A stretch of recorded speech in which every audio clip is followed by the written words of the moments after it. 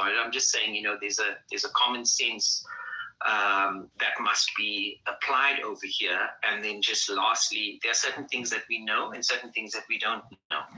And it's perhaps a good exercise to separate those things. So, I mean, what we also know is that a couple of months ago, Australia, and immediately thereafter, Netanyahu issued a statement to say that Australia is going to pay for this. He didn't say it in those words, but he said primarily Jewish people, but they were indiscriminately killing anybody who was not Arabic.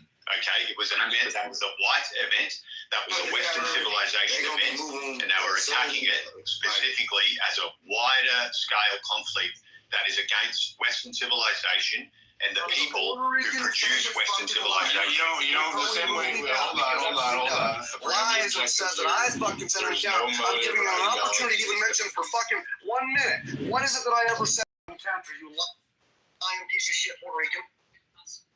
Welcome KC2 to the room. Welcome AI Music to the room. Peace and blessings to the room. Grand rising, Great Phoenix.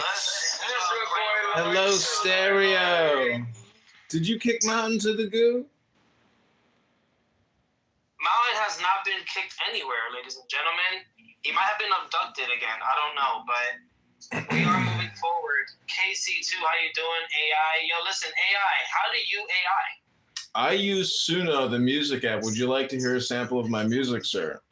Yes. Holy crap. Let's go. Yo, we got AI here. Ladies and gentlemen, we have AI in here. This conversation has now leveled up to AI himself, the one and only. Anyone else is a phony. AI, please. Okay, everybody. This is a meditation. Take the deepest breath of the day and hold it for 10 seconds and look deep into my eyes. Deep, deep, deep into my eyes and hold it for 10 seconds. Here we go.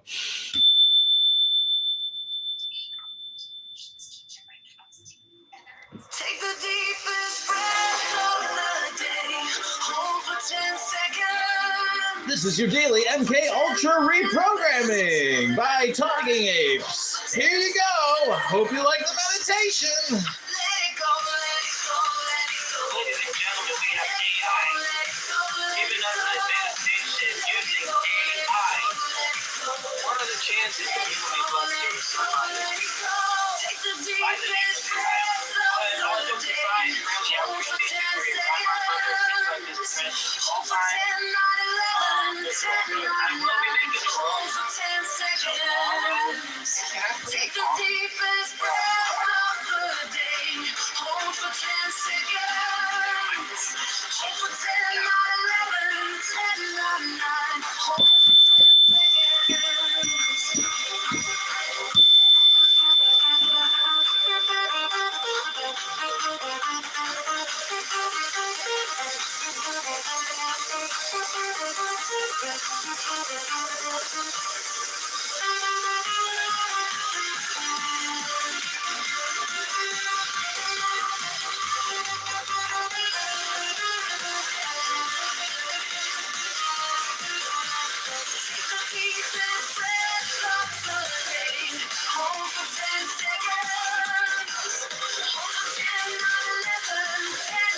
9.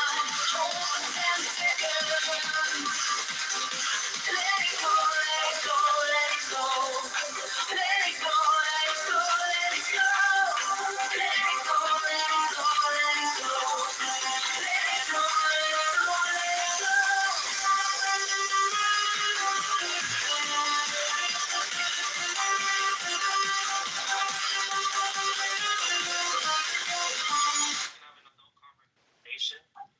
And you can share your ideas with other AI people because I have a few on this app. So I assure you that when you mention that concept to people who actually understand and aren't really like shit on you, I think it might motivate you even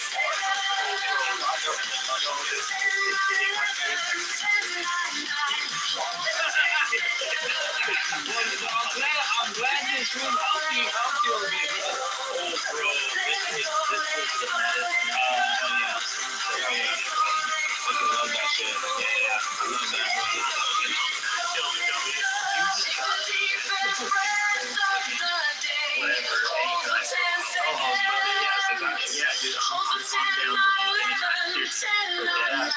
Yeah, shit, yeah. I just wanted to throw it out there because we're trolling right now. And I don't want you to think like just want to throw it out. You know? We're taking it. We good. I'm like loving it, bro. Like some of these guys, if these are really, if these are fun trolls, oh, that was thanks for the hazing. And if these are actually trolls, that was fucking hilarious. We gotta work on it. I have so much shit up my fucking sleeves that fucking these guys haven't even seen it yet. And it's just funny, you know? So I'm like, that's the best part. Like, that's the best part. I think they won. So many Eminem 8 miles a month. It's party. Party looking forward to it. The green mile shit. Man, that's really best. No, but yeah, like, you can put some here, like, you have them on Clubhouse. They will be, if I send you the song to your list, I'm on my phone as well. It won't work. But, what you can do, next time we're on, I'm gonna have my club deck, you can send me the song and I'll be able to play it. Then I can check it. And I will play that shit. Let's see. But, just need more time to address it. Because I was doing it through iMessage before. You hear? Take a deep breath of the day. Can you hear? Hold for 10 seconds. Hold for 10, I thought you were like, we can hear it. I was like, oh my god, no, that would be great. We would have been jamming. No, I got you though. That was great. What are you going nowhere? I got they should have today, bro. Like, there's plenty of places I can play this song. Like, it's gonna get out there, but we're gonna do some double dragon shit. We're gonna do the song and the AI, a combination of the two. I know you're winning, bro. There's the third one I'm gonna show you too. You're gonna be like, what? Oh hell no, the nigga's gonna fucking. We're gonna go. We're about to.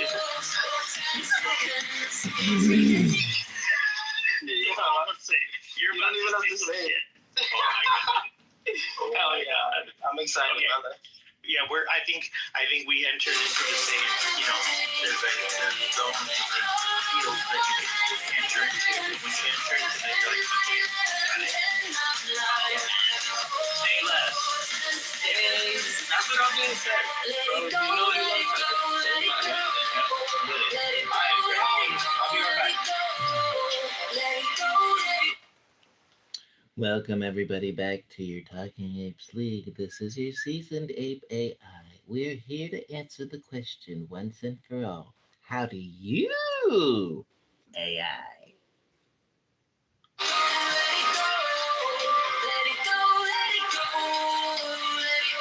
To be honest though, AI, you sounding gay as fuck.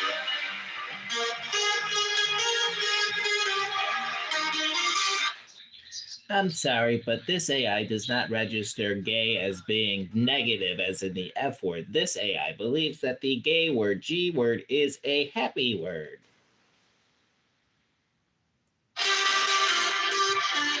Makes sense, but isn't gay just means happy anyways, right?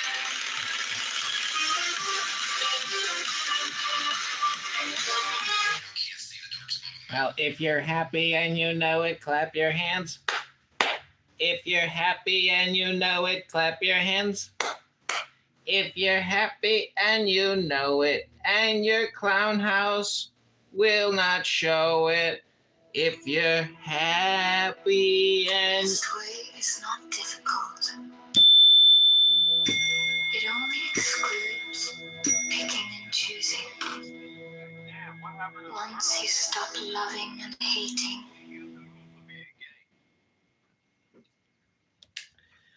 All right, everybody, I want to give you a little EDM now. take the deepest breath of the day. Hold for 10 seconds. 10, not 11, 10, not 9. Hold for 10 seconds. Let it go.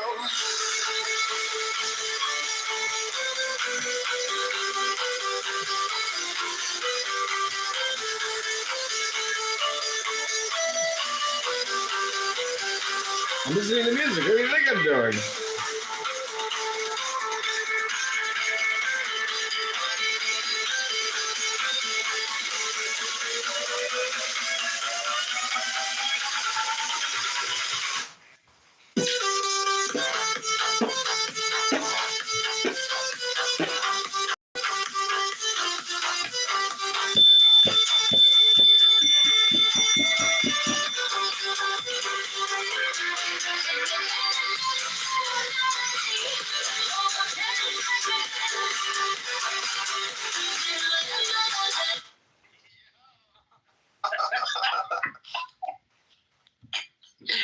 Yeah.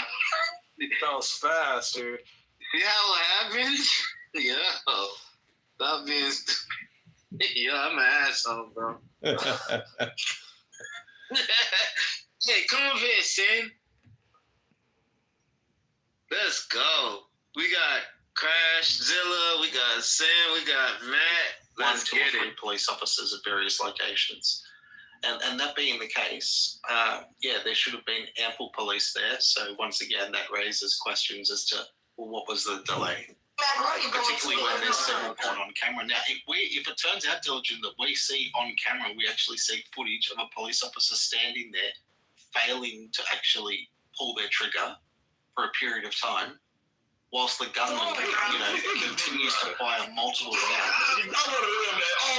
You get a day today? Like, the fuck?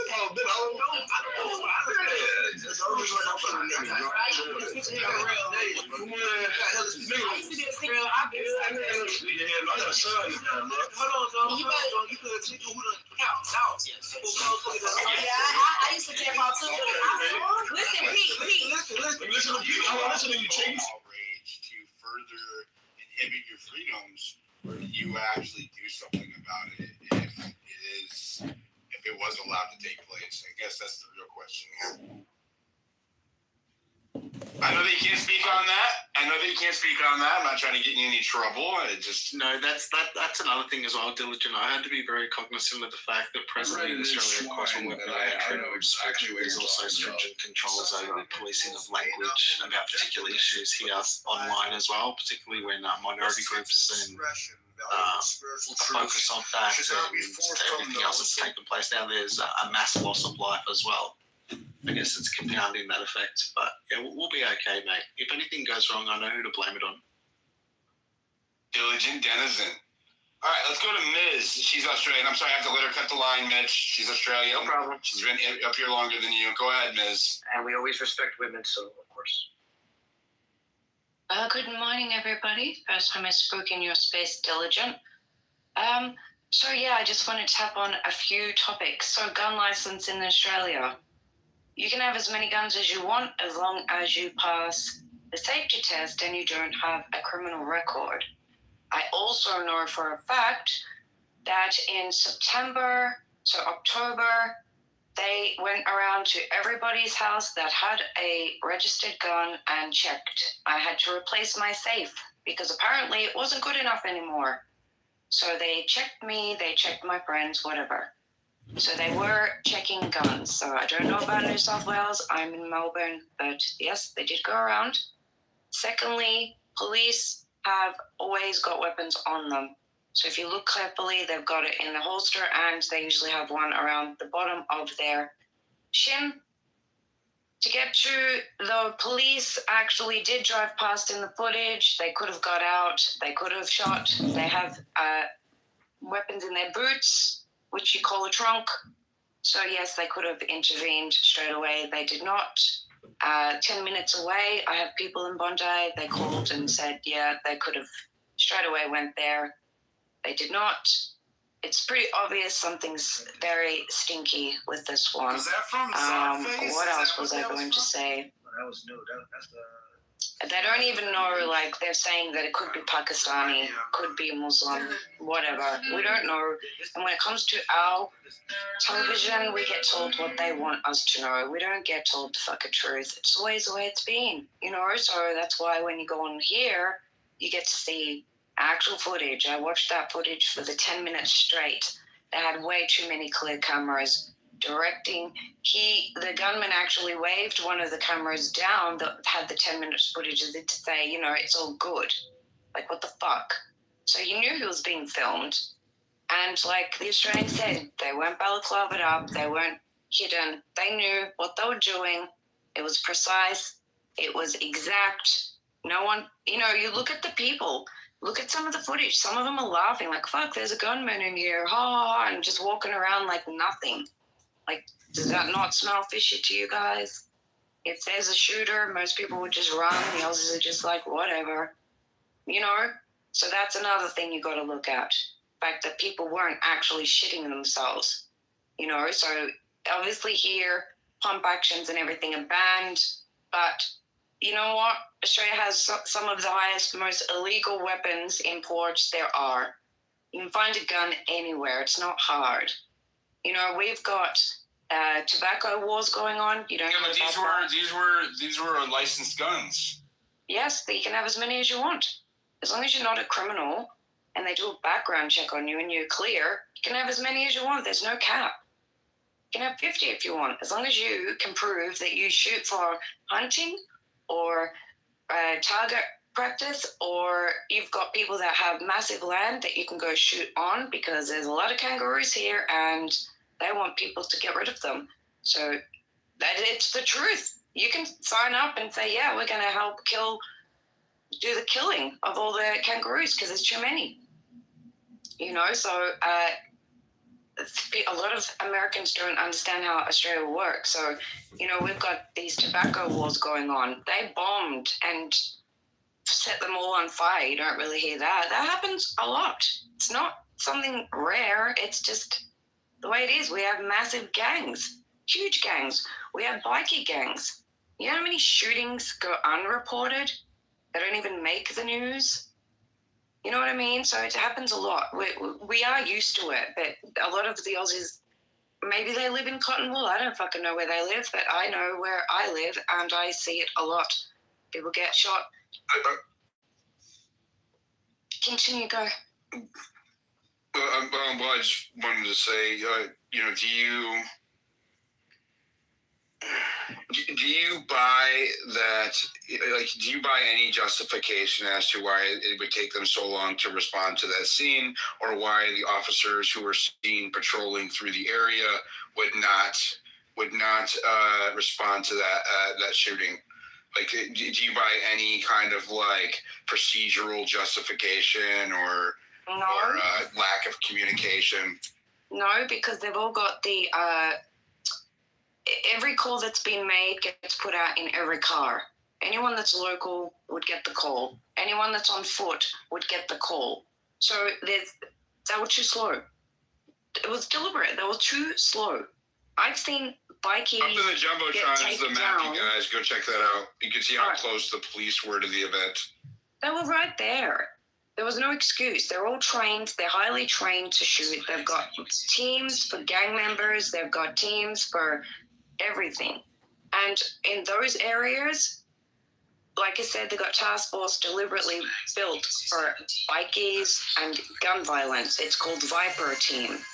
So they could have been called straight away and got there. No. What, we don't have helicopters? Yeah. They could have used one of those? No. So, you know, you just got to look at it very closely and think, is everything at their disposal? What did they do? Took 10 minutes? Took 20 minutes? Too long? You know, I've had to in regards. Go ahead, Ashley. Yeah, in regards to. Sorry, mate. I've got renovations. I'll be back. Yeah, go ahead. Awesome. Yeah, bottom right corner, everybody, please repost the space. We have almost 1,000 people in here and 140 reposts. Let's keep this going. Go ahead, Mitch, and then we'll go to Dago, Casey, and Gia. So, just to go through the logical extension of your idea of a false flag and allowing it to happen, this was mainly focused on children Hanukkah lighting party with games at a playground, and this was a target attack on that Jewish event. So you'd have to, in order to accept that it was a false flag, you'd number one have to accept that these line officers were in on this conspiracy to allow this to happen, and that would require multiple officers. And number two, it would have to accept the idea that let's just say the response was 3 minutes or even 4 minutes, and they took out the gunman, and only, instead of 16 dead, It was 20 minutes. Okay, 20 minutes. whatever the length of time it is. Let's say it was a shorter, quicker time, and only 4 people were killed, and 10 people were injured. Would the policy response be any different to a targeted attack by these 2 individuals with their ideology on a Jewish event for children? I don't think so. I think that the response from the government would be no different. So saying that delay feeds into a false flag idea to allow it to happen to cause policy differences, I don't think that that is a reasonable extension, because there's no way that the policy difference can happen. How do you justify the discrepancy in response? I always attribute what cannot be shown with evidence to incompetence. We saw that. I remember there was a shooting in America. I think you'd know more about it, where there was, I think Plano, Texas is what's coming to my mind, where the officers should have gone into the building and they didn't. I'm not going to come to the conclusion that these officers participated in conspiracy to allow children to get killed. I believe that what cannot be shown to be evidentially true is attributed. You understand what compartmentalization is, right? You understand that there can be individual orders issued to certain people that are at strategic locations within a vicinity, and they might not be privy to some grand conspiracy, right? If the commanding officer tells them to stand down, maybe they say stand down because we have a unit coming from the east, right? And then that unit never actually gets there until 10 minutes later. Like, you don't have to attribute it to them. I was just saying, you don't have to attribute it to some grand conspiracy that includes knowing actors of this broad swath. I think that's fallacious. Let's say that's. Yo, what up? Hey, John, can you hear me? Yep. Yeah. Dude, I really liked your idea of like that Mystery 3000 theater sort of thing, and I just wanted to see if you wanted to test it out, see if it works. I have a live stream going on. It's unstreamable? Yeah, it's streamable, but it's that link that I sent you. Anyone who has that link, you can join, and it'll show both like on your phone, it'll show like the club deck, you know, like the interface and the chat, including your face as well. So like, I was thinking maybe like you could put like one of your phones to that, so like you could like show your face and as well like the interface, like the club deck interface with the chat and everything. So, but yeah, like whoever has that link can join. It's pretty cool. Very cool. Yeah, that's smart. It's kind of funny. It's like a solar array.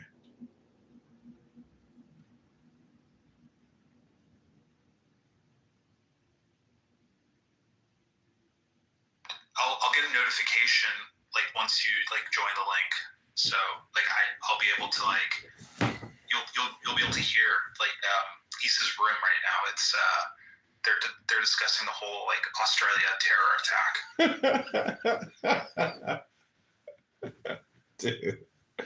Dude, life is very funny. Very funny. Okay, let me get I just sent out the link to a ton of people. Well, so like that link that I sent you, it can only one person can join at a time unless you have premium, which I'm not going to pay. Oh no, that would be so dope. Yeah, I know. Like if I had premium up to like another type of Asian that's just being tribal. Okay. The same reason why if a person was born in Russia versus being born in Ukraine, just that difference in where he was born can decide which side he's on. People are. The thing is, there's no text. How do I tie it? It's just as simple as like you were taught. Doesn't matter where the fuck you're born in Russia, Ukraine, Belarus, fucking Latvia, Lithuania, Germany, and so on. You are taught not to like Jews. It gets passed on by family. You can say otherwise in public because you're either ashamed or you're afraid. Yeah. Yeah, it's pretty sick. That's very funny. Well, interesting. Yeah, that would be interesting to film that. But what I want you to do is I want to create a room, and then I want you to record my room of me reading a book.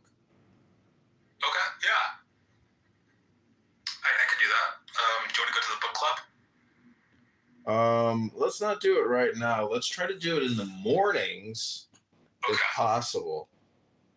Sounds good. Sounds good. But yeah, I just wanted to let you know, it's a pretty cool feature. You know, you could point another phone to the phone, or I think YouTube allows you to live stream your screen right on the phone. Maybe I've never figured that one out. Okay, but it worked. 100% worked. That's pretty sick. Just wanted to test it out. So anytime in the future you want to do that, that idea that you had of the mystery theater 3000. Yeah, but see, we need more people though. We got to get the premium. That's the problem. We need El Normo in there. We need a bunch Zach Ruda. We need people in there to critique and laugh. While these people are having their live conversation, we need more people. It can't just be me and you. It's got to be we need a crew of roasters. Plus, we may not want to roast. We want other people to enjoy the barbecue. Okay, I'll think about premium. I'll think about How much is the premium? Let me check. Give me a second. And also, can you save that streamable and then upload it to YouTube? It's actually being live streamed to YouTube live. So you waving your hand was live streamed on YouTube. Well, what's the YouTube account? Or text me the YouTube live link. Yeah, it's How to Waste Your Time. It's that YouTube account. Oh, you really need to relabel it. I know. And clean it all up. Because people don't want to waste their time. What are your ideas? What should I rename it as? Just call it Subscribe Now, Please. Okay, I'll change it to that. Because once I get 50 subscribers, I can then do the collaboration on YouTube, and then I can stream the screen, and then I don't have to pay for premium for Streamlabs. Yeah. Clubhouse Live Podcast. Well, that's good. How to Waste Your Time. Yeah. I would just change it to Subscribe Now, Please Podcast, something like that. Because How to Waste Your Time is a negative. And you do want people to subscribe. So I have found that actually just saying, there's this one audio clip on here that says, please subscribe now. And I use that one to build up a lot of these YouTube accounts that I have by just doing a voiceover in front of the flag saying, please subscribe now. And sure enough. It's a form of hypnosis. Yeah, definitely. Yeah, the algo likes it and people like it. And then they subscribe. And you're like, holy shit, all communication is hypnosis. Yeah. But okay, I'll get back to you to see how much the premium is. But anyone who has that link, up to 12 people can be roasting at a time, being then live streamed onto YouTube. And I'll also change my YouTube account name to something that's a little better. Okay, sounds good. Okay, I'm gonna go back to what's interesting is there's a YouTube video called Wasting Your Life by Venerable Fulton Sheen. It's got 1.7 million views. I don't know if you've ever heard it. He's a good speaker.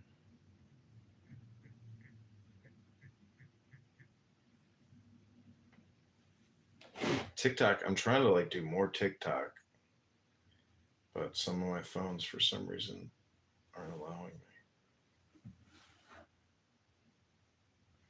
Dr. Nero is in the house. Hey Johnny, how's it going? The two, it's right? Good, Dr. Nero. How are you? Prone to lean towards. If you can describe it as a. What are you doing? Just hanging out. There's a snowstorm here, so a little bit stuck in. Just hang out. Chilling. Chilling, man, chilling. Suddenly, it's December, and you're not. I've been uploading a ton of stuff to TikTok today. And I've been live streaming on TikTok, and they've already removed my ability to live stream. Why did they do that? I don't know. I guess they said hate speech or something. I'm suspended till mid-December, like for a hot minute. But right now, this is an analysis room of the Bondi Beach terrorist attack. I don't know if you saw it, but it looks just like October 7th. Tons of dead bodies everywhere. Very coordinated killing with two, good shot, high speed shooters. So we're listening to the response and analysis. The same, and I understand culture clashes. I love white people with red hair, especially women. Maybe we can find one that belly dances for you. But look, but I'm not afraid to say that. And at the same time, I'm also not afraid to say that I don't think that every illegal immigrant in here is just wanting to shoot people, right? I just don't think that. I think that people just want to work and eat and take care of their families for the most part. I think that I think our government purposely brings in people they work with, and I think all governments globally bring in people they work with to set up things when things are necessary. So I look at that Afghan situation that we are not talking about anymore, and I kind of saw this coming 4 years ago when I was watching them come in. And I said the government is bringing in people that they work with to do things. Okay, so the Hegelian dialectic. Well, I don't know what that. Oh, yeah. Problem, reaction, solution. Let's go to let me just finish this last thing. The other point that I was making about the shooter, there's so much more that I could say because it's like so many things that happened. Two things. The shooter, with his name being Ahmed, yeah, that is a very Muslim name. The only reason why, y'all know I love my Muslims, I would love to say that the Muslim is the hero. I don't have a problem saying that. It's just that I have to do it both ways. He sounds Irish to me. I don't know what you're talking about. He sounds Irish. He's like Black Patty Ahmed. No, but yeah. Yeah, what? I'm just kidding. I know that this is a serious subject, but I was adding a little. No, yeah, I don't want to make sure. I know, yeah, but I have to do it both ways. But I don't officially know his religion. That's not the biggest thing for me, for the hip. But like, I'm just glad that he did. But he had to do. Second thing, diligent. Did you see that they came out with a shooter for the Brown situation? The Brown University. They're saying it's this white man. Wisconsin. What? A white man from Wisconsin. Oh, yeah, from Wisconsin, yeah. And now some people are saying they heard him scream Allahu Akbar. Now, let me tell you something. And so they're like, I don't think it's him because they heard somebody scream Allahu Akbar. I need to hear it before I believe it. And I'm going to, and if anybody does something like this and they scream Allahu Akbar first, I'm going to know for it's a government setup because that's just part of the script. Because why would so it's just we're talking like, oh yeah, make sure you scream Allahu Akbar. So that's just how it's going to feel like for me. And somebody broke up my window and robbed my car a few years back, and I know that they screamed Allah Akbar before they did it. So, and you can't change my mind. I'm still scared, but I mean, I'm talking about the ones on. I'm sorry. I'm just kidding. Let me go to some hands. Geoff, go ahead. Hello there, how you going? I'm in Australia, and listening to Australian talk speak, I would say a lot of Australians share his sentiment. I served in the Australian Army as an infantryman. I'm very familiar with weapons, and the police force here in Australia do not carry long arm rifles in the boots of their cars. They are not trained with long arm rifles. They're only trained with handguns and pepper spray and other means. They do not have high levels of training. This is the problem that I would say is the major problem Australia faces. We are supposed to rely on our police to protect us as a society, but they are not trained to do that. Yet the government won't allow the people the means to defend themselves. I heard that woman speaking saying that you can have justification for as many firearms as you want. Yes, but you must keep them locked in a gun safe. You must keep the ammunition locked separately. You can't carry them around the streets to self-protect yourself and your family. This is part of the issue. If the police did have the sufficient training, they would act. They would act immediately if they were nearby, just enough to provide incoming fire to these chaps, so they would feel like they need to duck down and not be so brazen. One of those gentlemen was walking out in the open with a shotgun, and an unarmed bystander was able to disarm him, yet the police were nearby and not even providing any sort of incoming fire to tell these guys, you know, you need to stop doing what you're doing. This is totally unacceptable from any military or training background. The training they get is totally insufficient. The response was insufficient. Any politician stands up and says, oh, the police are doing their best, I would really question them about the training they receive. Like, they go to the basic training, they get 6 weeks of handgun training, they become qualified to shoot a target. You know, it's ridiculous. That's my opinion. So you think that the delay in response we saw from vicinity, just the time it took from there, and then also the reports of officers going by in their patrol cars and not stopping, as well as officers standing by, is because they were inept and inadequately armed and trained, and that's why we have reports of them not responding for so long? My opinion is if you are armed with a 9mm pistol and you're coming up against long-arm rifles, your training would be to stay out of the way. Your training would be to wait for the special operations groups to attend and take care of the situation. That's what your training would be, which is not, I'm not saying that part of it's I'm saying the part where they don't. The guy. I mean, what do you mean? Like, if an unarmed civilian can get within tackling distance of the guy, how can a police officer not get within handgun firing range? I don't understand that logic. No, but the point is that you're equipped with a small arm fire. You are coming up against with someone with a long, high-powered weapon. Your training, this is what I'm talking about, is the training is not sufficient. You're coming up against highly powered weapons. You're going to be trained to stay out of the way and not endanger yourself until higher powered weapons come to the scene. The point is they don't have higher powered weapons in their vehicles. They're not equipped. The training is not sufficient. They don't have the required weapons to defend the people of the nation. If they don't have the weapons to defend the people of the nation, yet they say to the people, you're not allowed to have weapons, and if you do have a weapon, you have to keep it in a safe, in your house locked, and you have to keep the ammunition in a separate safe, only to be used for sporting and other activities, yet we can't use them to protect ourselves. This is a major problem. Australia, or Ms., you can respond, and since you brought you up, and then I'm going to go to Aussie. Go ahead, Ms. Yeah, so from my experience, what I've seen, they have got long arm rifles in their boot, so I've seen it happen. I've seen people get raided, they get out, pull out the guns, get in the boot, pull out the guns. You can even check online, it shows you exactly which guns they're meant to be carrying. But like I said, I'm in Melbourne, so maybe it's different in New South Wales, but I've seen it with my own eyes. So, and also the training. Aussies on that point, though, Australian Talks or Aussie Crusader, do you guys, do cops have, high-powered rifles at their disposal in their vehicles? Even if not, surely the police station that's right there, like on the block, would have rifles, right, Geoff? Like, right? Yeah, that's the thing,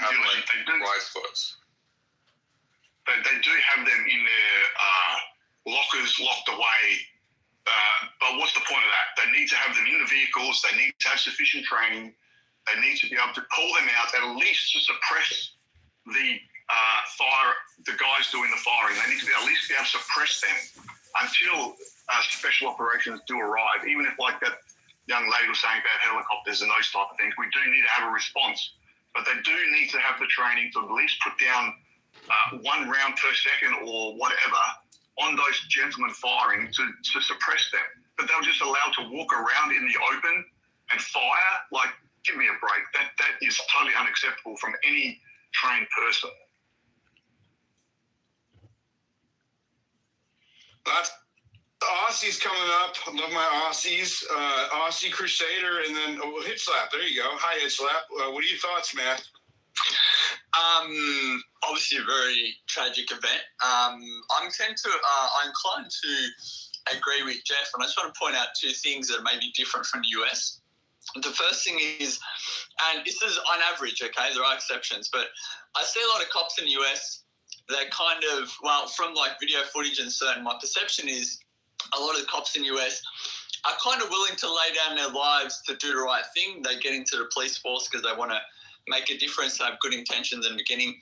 In Australia, there's a lot of, you know, DEI hirings and we want more women in the workforce, and a lot of people do it just for a paycheck. It's kind of, I have the impression that it's a much different mentality than you get in the US. So Jeff's absolutely correct. I know 2 people who are cops, and the regular patrol cars, they all have a lockup, like a security gate or something in the boot that they can lock stuff in, but they're generally not carrying high-power rifles unless they have, like, warning, or if they know, or if there's a scheduled raid or something like this. But the regular cops don't. They have the facility, they'll have something where you can lock something up, but they're generally not carrying high-power rifles. It is true. They generally just got their handguns.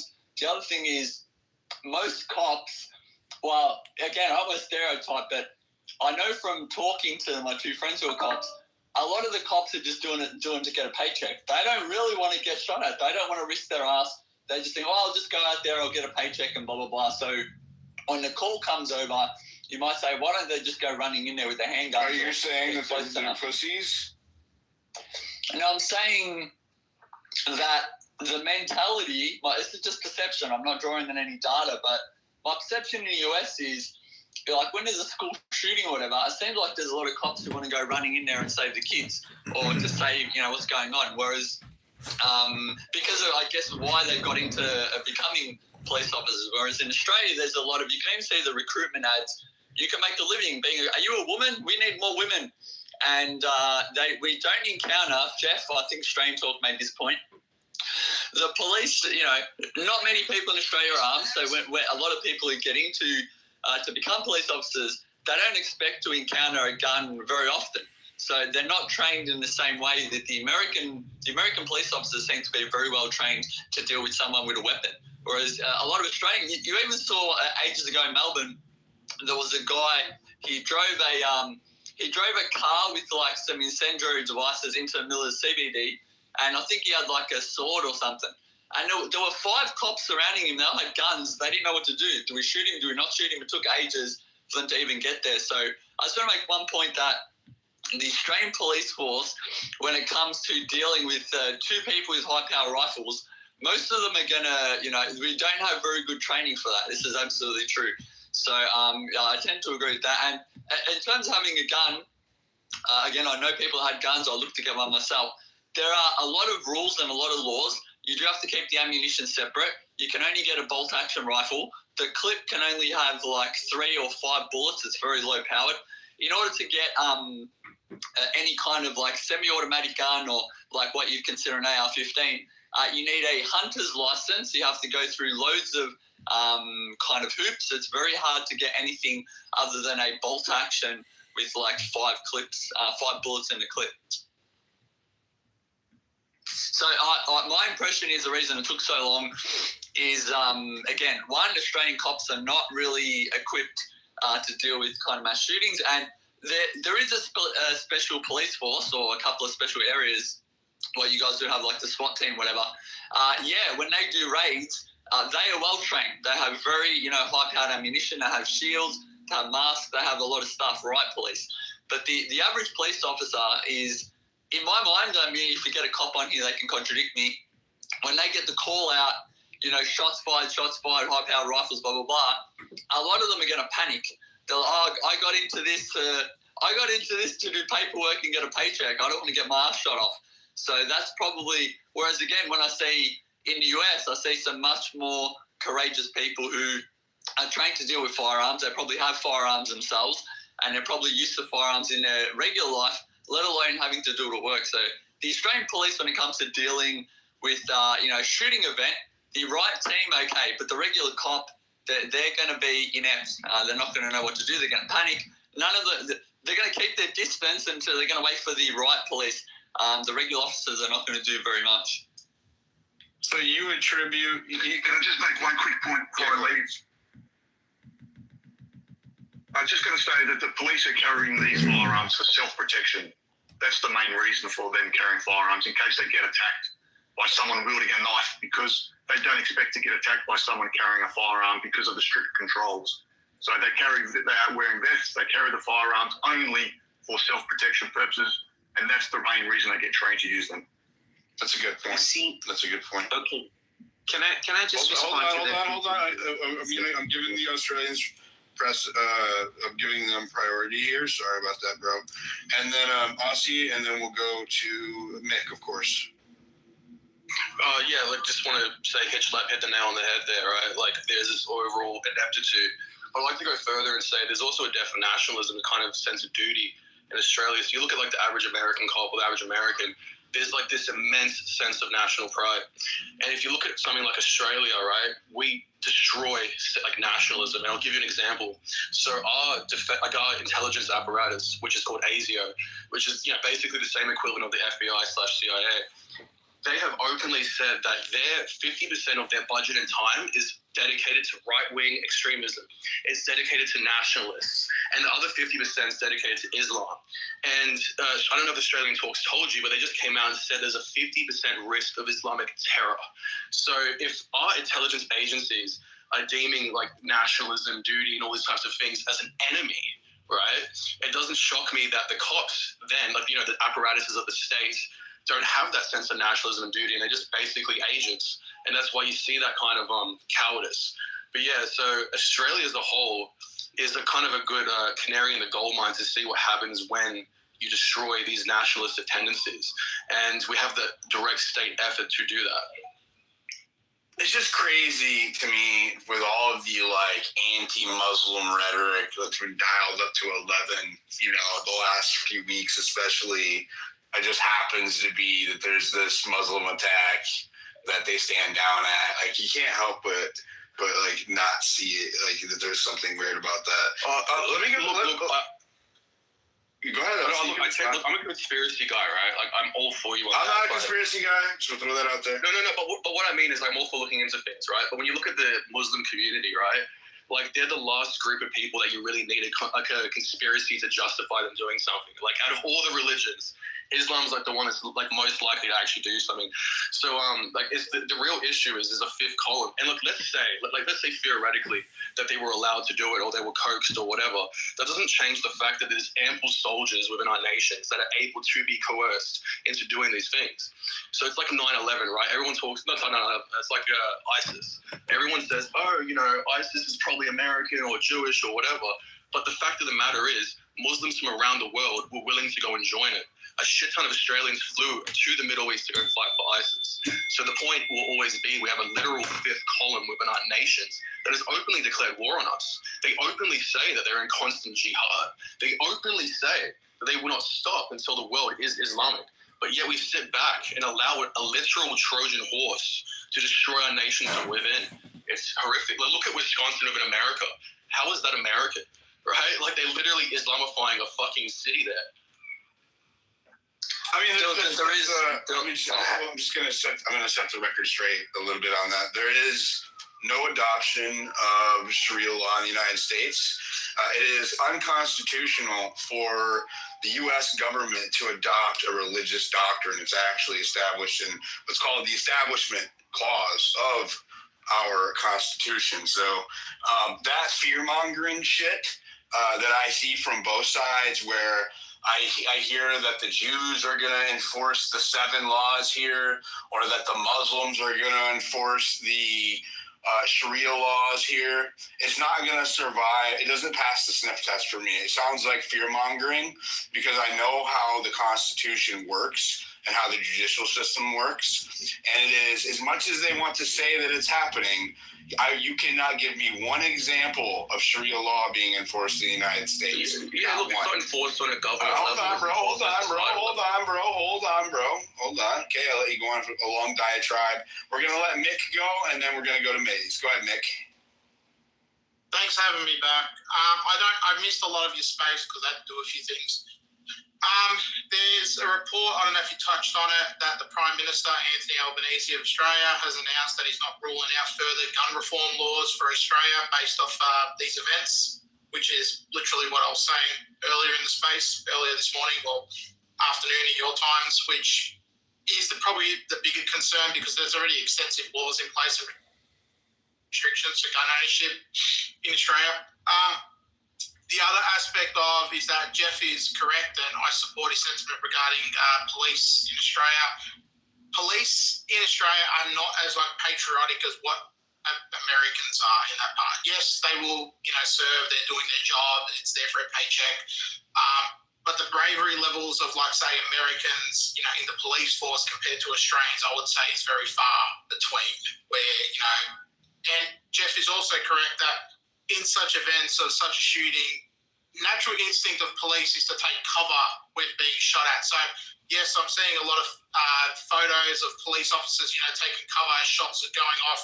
And I don't really know what people are expecting of police. You shoot when you can, you take cover when you can. You're also, your duty of care is, to your fellow people, but it's also to yourself. But they're expecting something like that Syrian Muslim guy, Ahmed. Hold on. Let him finish. He's our. No, she's fine. She's fine. She's an Australian technically as well. So I didn't know that. What I'm getting at is, she's an Aussie.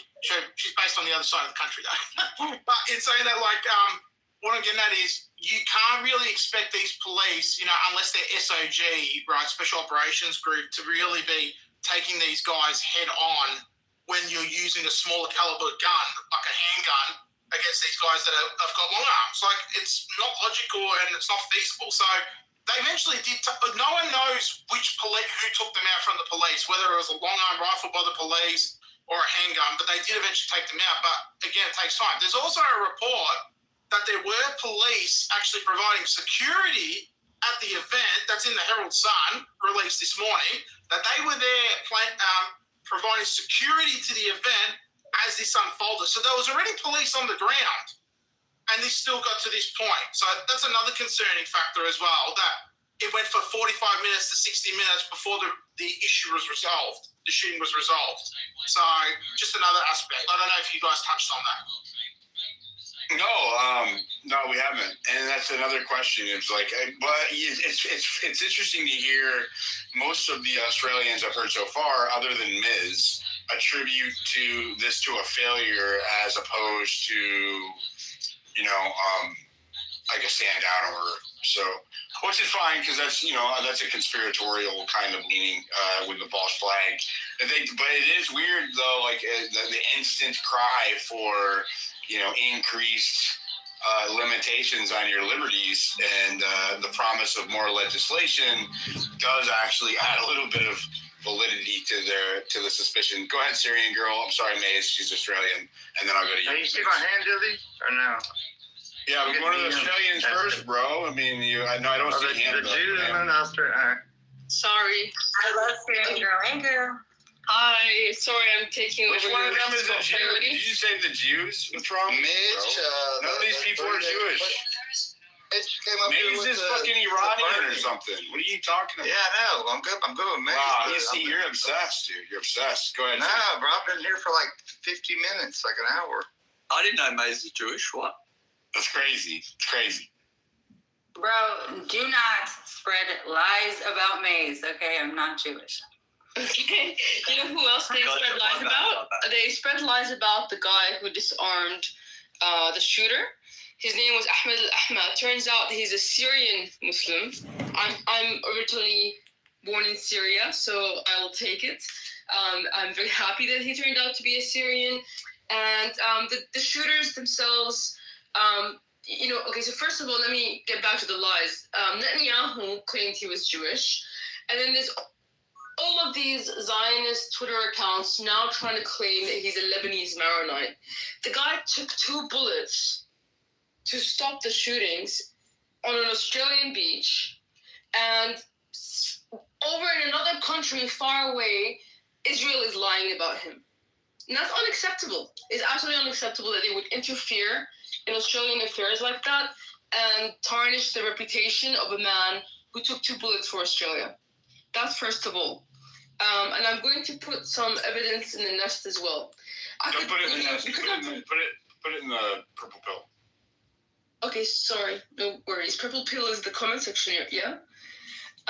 So the other thing is that, I could tell he was Syrian or from the Levant just by the look of his face.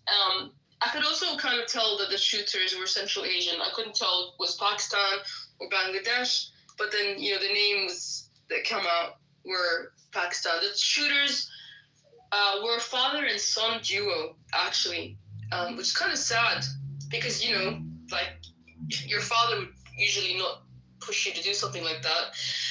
They were targeting a event for Hanukkah, as we know, and they were from the Wahhabi school of thought. The Wahhabi school of thought, and I can put evidence of this in the nest, is the sort of sect of Islam that is most commonly associated with ISIS. And you can tell because a lot of them have beards but no moustache. And also they went to a Wahhabi school. Not like a child school, but a religious school. I'm gonna put that into the purple pill, and you do with it as you wish. Sorry, I'm back. My brain is frazzled a bit. Yeah. So we don't really know. We know that the guy that disarmed them was shot twice. I don't know if he was shot before or after doing the disarming.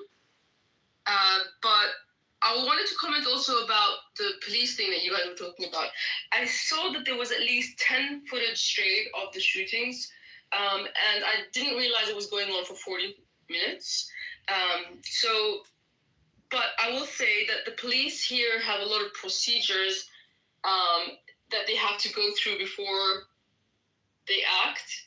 And this was kind of seen in the Lint Cafe terrorist attack, if you guys remember that incident where it was a chocolate cafe and people were held up at gunpoint by one crazed individual.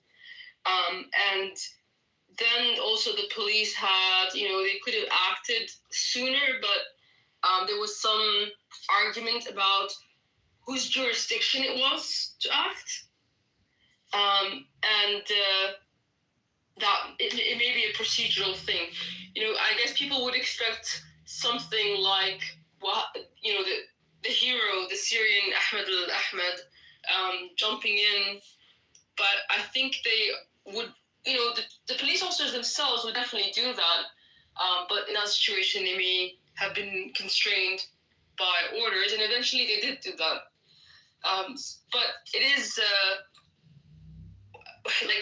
one of the guys that was there, apparently one of the injured, was only in Australia for 2 weeks, and he arrived from Israel. So that was also interesting because it makes me wonder if these specific individuals were targeted. It depends, because there was another man that was also a very high-profile Shabbat guy that is from Israel. So I'm just wondering if it was random. They were just shooting at this event, hoping to kill Jews, as per, their kind of terrorist ideology, or was it the particular school of Islam that these guys hail from are more likely or more prone to be ISIS, which is the Islamic extremists, and that not only that, you're assuming that this was likely targeted given the profile of the people who have been. I don't know if it was likely targeted, because obviously a Syrian man was shot twice, so I don't know who. It's a possibility. It's a possibility. He intervened, right? That's why he was shot. Yeah, he intervened. Maybe that's why he was shot. Or maybe he was shot beforehand.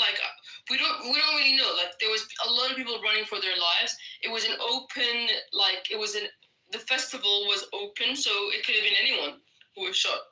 I saw 7 bodies on the ground, but we haven't gotten a report. I think it was 12. given all the facts that we know so far, which would you lean more towards, a terror event or a false flag? Honestly, I think it's probably a terrorist attack because I just think that the ingredients were just all there. Do you know what I mean? There are points of, I haven't read everything. There are things that obviously make you go, but I don't have any specific bit of evidence. Well, people can't really say that you're not being, I mean, I think that's very, given your, what I assume to be your biases, I think it's remarkably objective of you to take that kind of position, right? I do appreciate that. I'm open to the possibility. I just haven't seen any evidence. I don't, for example, the response time and the standing down is what raises my suspicion. But I'm also not Australian, and after hearing all of the Aussies give their perspective on why that occurred as far as training and weapons that they would be carrying, because it's really common. We see police officers carrying rifles all the time. It's really common here. Yeah, it's amazing. You know what I mean? Yeah. So they only have handguns and batons and mace for weapons. They have a specific SWAT team that does carry the bigger guns. I don't know if someone's already said that. So they wouldn't have been on the scene, I would say. The SWAT team would have Maze, you want to add? Maze, you want to add counting your the part that I was going to say, so I don't want to repeat it. She gave way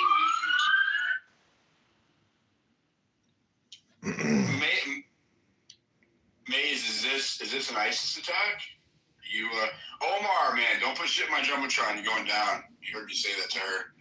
I would like to caveat that I don't think it was an ISIS attack specifically. There was no ISIS flags or anything. They were wearing a DYNK shirt. So I would say, though, that they are of that school, which is called Wahhabism. It's a specific school of thought in Islam, and they often have beards without moustaches. You'll just know them when you see them. I don't have any specific information about it being ISIS. I'm gonna just to clarify. Thank you for that. I profile her whenever I'm out in public and I see I'm at an event. I'm gonna be looking out for the beard with no mustaches. Thank you. It could also be Amish. Amish? Yes, the Amish also have a beard with no mustache. Yeah, that is true. That is actually true. I've met them. It comes from the same source. But they have a little bit of a different ethnicity, right? Typically, at least the Amish. A little bit, yeah, for sure. A little variation there. All right, go ahead, Mace.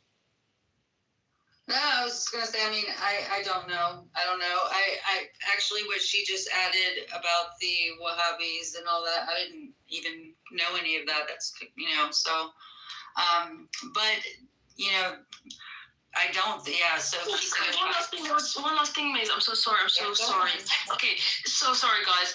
Israel is trying to blame Iran, which is hilariously ironic because Iran is of the Shia school of Islam, and Wahhabis want to kill Shias. So the Wahhabis, the sect of the Pakistani Muslims that did the attack, they would actually have killed Shia Muslims in Iran. So just to show you what the Israel is trying to exploit this to the maximum, and they're just spreading lies and propaganda everywhere. Sorry, Mace. Please go ahead. No. That's great. Thank you for adding that. Yeah, I mean, so anyway, I personally just wanted to highlight that the person that took the gun out of his hands was Muslim as well. So it's it's just kind of one of those things that is important to include. I hope that your ideological counterparts are as objective as you guys are being right now. Well, they definitely aren't. They're claiming that the guy that did it, the hero, was a Maronite Lebanese. He was a Syrian Muslim. I will say that in general, and this is my observation, and I hope it doesn't come off racially bad, but people from Central Asia are the India, Pakistan region. They tend to be a lot more religiously extreme than the people in the Levant, like Lebanon, Syria, and it's just very much more common for that to happen. Like Afghanistan, Pakistan is a lot more religiously extreme than Syria, Lebanon. Aussie's like going nuts. Go ahead, Aussie. Yeah, so I keep hearing talk of Wahhabism and how that is the only bad aspect of Islam. Well, you know, Islam itself is fundamentally an adversarial faith. We all hear the mention of the word jihad and the word struggle. Well, the Quran directly says that they're in an eternal jihad until they have converted the world. So Islam fundamentally is not cohesive with the West. And you merely have to look, and let's not talk about Wahhabism, Shia, Sunni, any of them, right? Let's look at the Prophet. The Prophet picked up a sword. You're making very broad stroked like generalizations that I don't allow people to make of Jews, and so therefore I'm not going to allow you to make it of Muslims, right? We speak objectively, and we have individual accountability in my spaces. So I realize that, you know, you want to propagandize the 1,000 listeners right now, but that's not going to occur. Right? We do individual accountability. We do individual. If you interrupt me again, I'm going to drop you down. We do individual accountability in these spaces. So, like I said, the same way that I don't allow people to make generalizations about Jews in my spaces for their faith, I'm not going to allow you to make the same generalizations about Muslims about their faith. That's how we operate in my spaces, sir. All right, go ahead, Mace. Well, let me educate the Aussie, okay? First of all, it does not say that in the Quran. That's bullshit. And when it talks about jihad, there's 3 different kinds. And the one about the internal struggling, there's the social one that's striving to do good, and then the defensive military jihad, which is allowed only in specific circumstances. This is according to the Quran. There's no concept of anything being eternal, okay? Like some sort of like, you know, permanent jihad until everyone's converted. That's absolutely bullshit. I shut it down. I know, but there was a whole bunch of people that heard the nonsense, so I just wanted to poke at it really quickly. Okay. Yeah, I don't think that all Muslims are extreme, and I don't think all Jews are supremacists. I never said that. So I never said that at all. It was implied. It was implied. I said the holy man, the pinnacle of the faith. All right, so I'm going to have to drop you down since you don't know how not to talk over the host. I warned you. Okay, well, request. I'll just say this to him: if he ever wants to have dialogue and really like understand what I'm willing to like have that conversation, or if you want to have that conversation, that's fine. It's just not the point today. But I do want to ask, you know, because there are extreme, and we have Syrian Girl. There are extreme factions of all of these religious ideologies, and if you haven't caught on yet. And here's what I think I want to highlight the most to our listeners, is that these geopolitical religious battles that are occurring in the Middle East are they're being brought to our homes on both sides. Both sides are propagating their information campaigns, their ideologies, the extreme versions of those ideologies, and in the USA and other places in the West, right? And there is no one side is justified and the other. I don't want these fights to be happening on my soil at all, right? I'm actually with Mick. If you cannot agree to get along with your ideological counterparts, then both of you should fucking go home. That's the way that I see it, right? Not just one or the other. You're not going to make me pick a side. If you're going to bring your fucking fight here, you both got to go home. Okay, play nice or get the fuck out. Go ahead, Mick, you can respond. No, 100%. I support that. I support that commentary, 100%. I wanted to add earlier what something different for you Americans to us Australians with police here. American police, if I'm correct, you're trained to deal with the threat accordingly, which is eliminate the threat, right? Australian police aren't trained the same way to pretty much, you know, if they see a gun immediately is to eliminate the threat. They are not trained in the same manner. So I would imagine in like certain American states that if someone has a gun it's essentially put the gun down and pretty much they'll just delete the individual, right?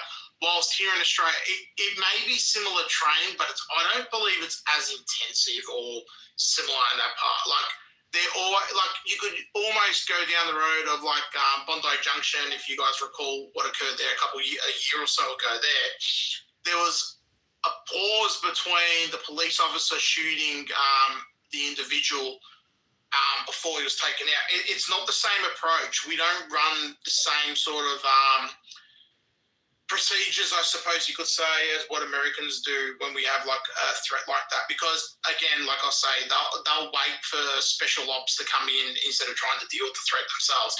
Special ops are trained differently. They'll delete the threat at the first available opportunity if they've been given the fair warning. So very different. So yeah, it's concerned. Another aspect as well, at this event last night, and I didn't mention this earlier in the space, Dilly, the opposition leader of the New South Wales government, which is essentially, imagine the opposition party, like the Democrats, right, was at that event, and she had an escort with her at the event as well. So she was there throughout the entire shooting, and she also, Kelly Sloan, Syria girl, she was there. She also ran back in apparently and didn't follow protocol. She actually ran back in to attend to the wounded and try and help people get away from the scene. So according to reports that I read last night, so I forgot to add that in. That is unfortunate. So is that adding to the concept that it was targeted?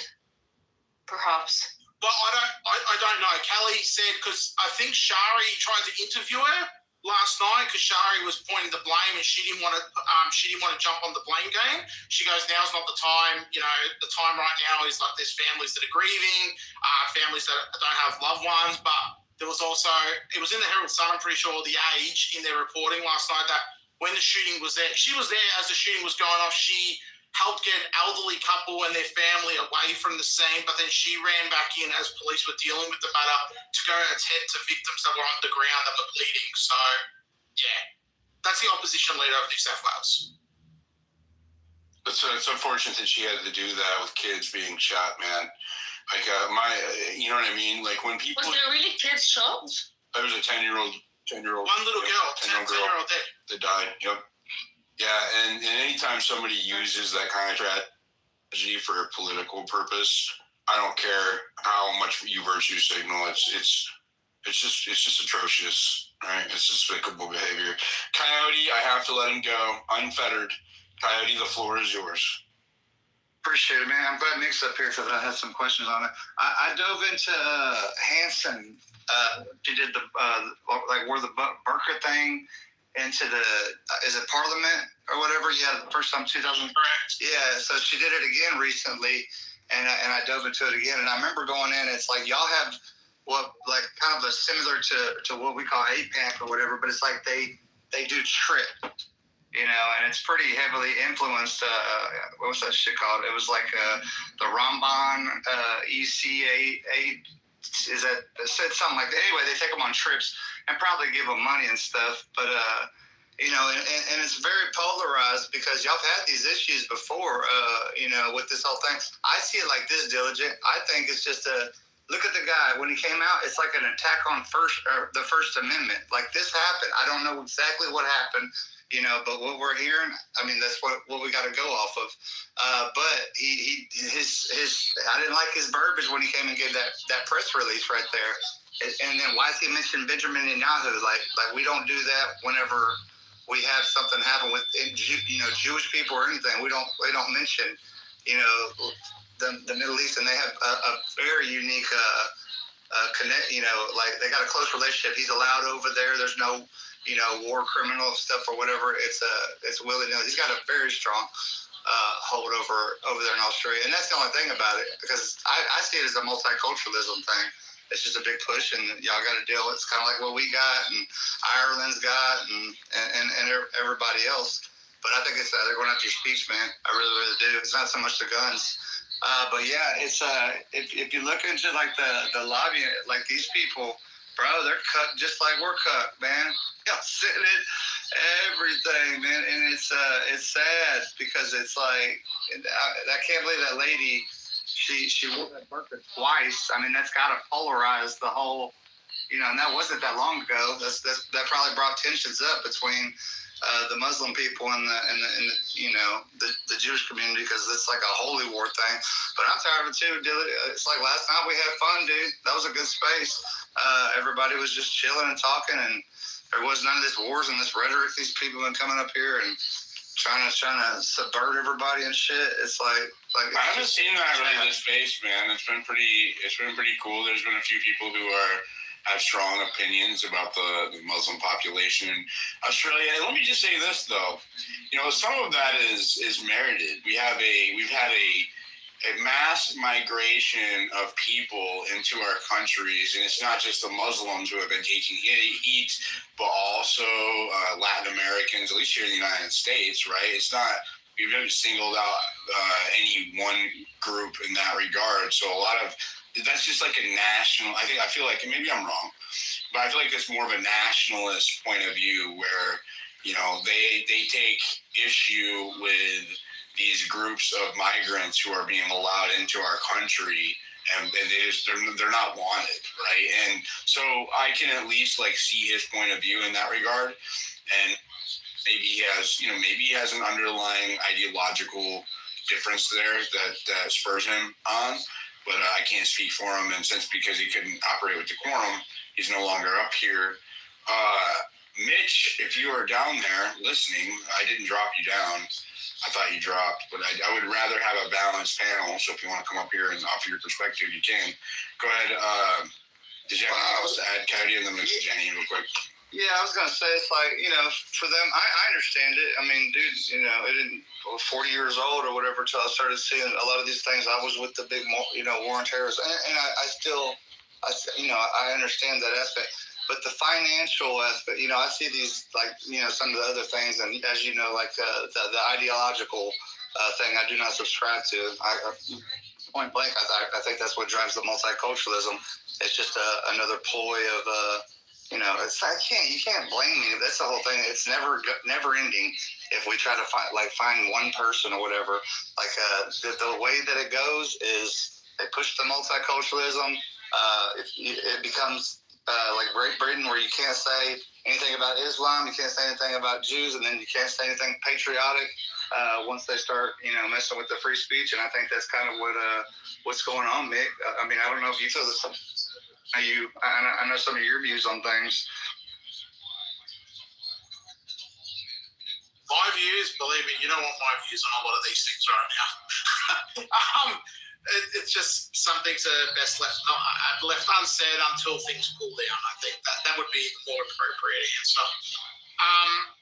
Fuck Coyote, you made me forget what I was going to say, man, which is actually really frustrating because you talk so much sometimes. I forgot, man. If I remember, I'll put my hand. You're good. Sorry. Go ahead, Syrian girl, and then we'll go to Jane.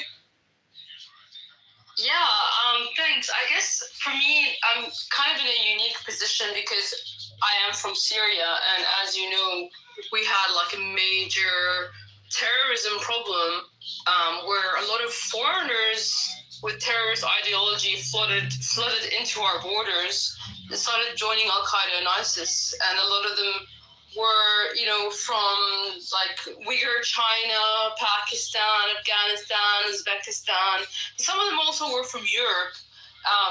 They were just very international. And so as a Syrian of a Muslim background, I've been terrorized by these types of Muslims, all of which follow the Wahhabi doctrine.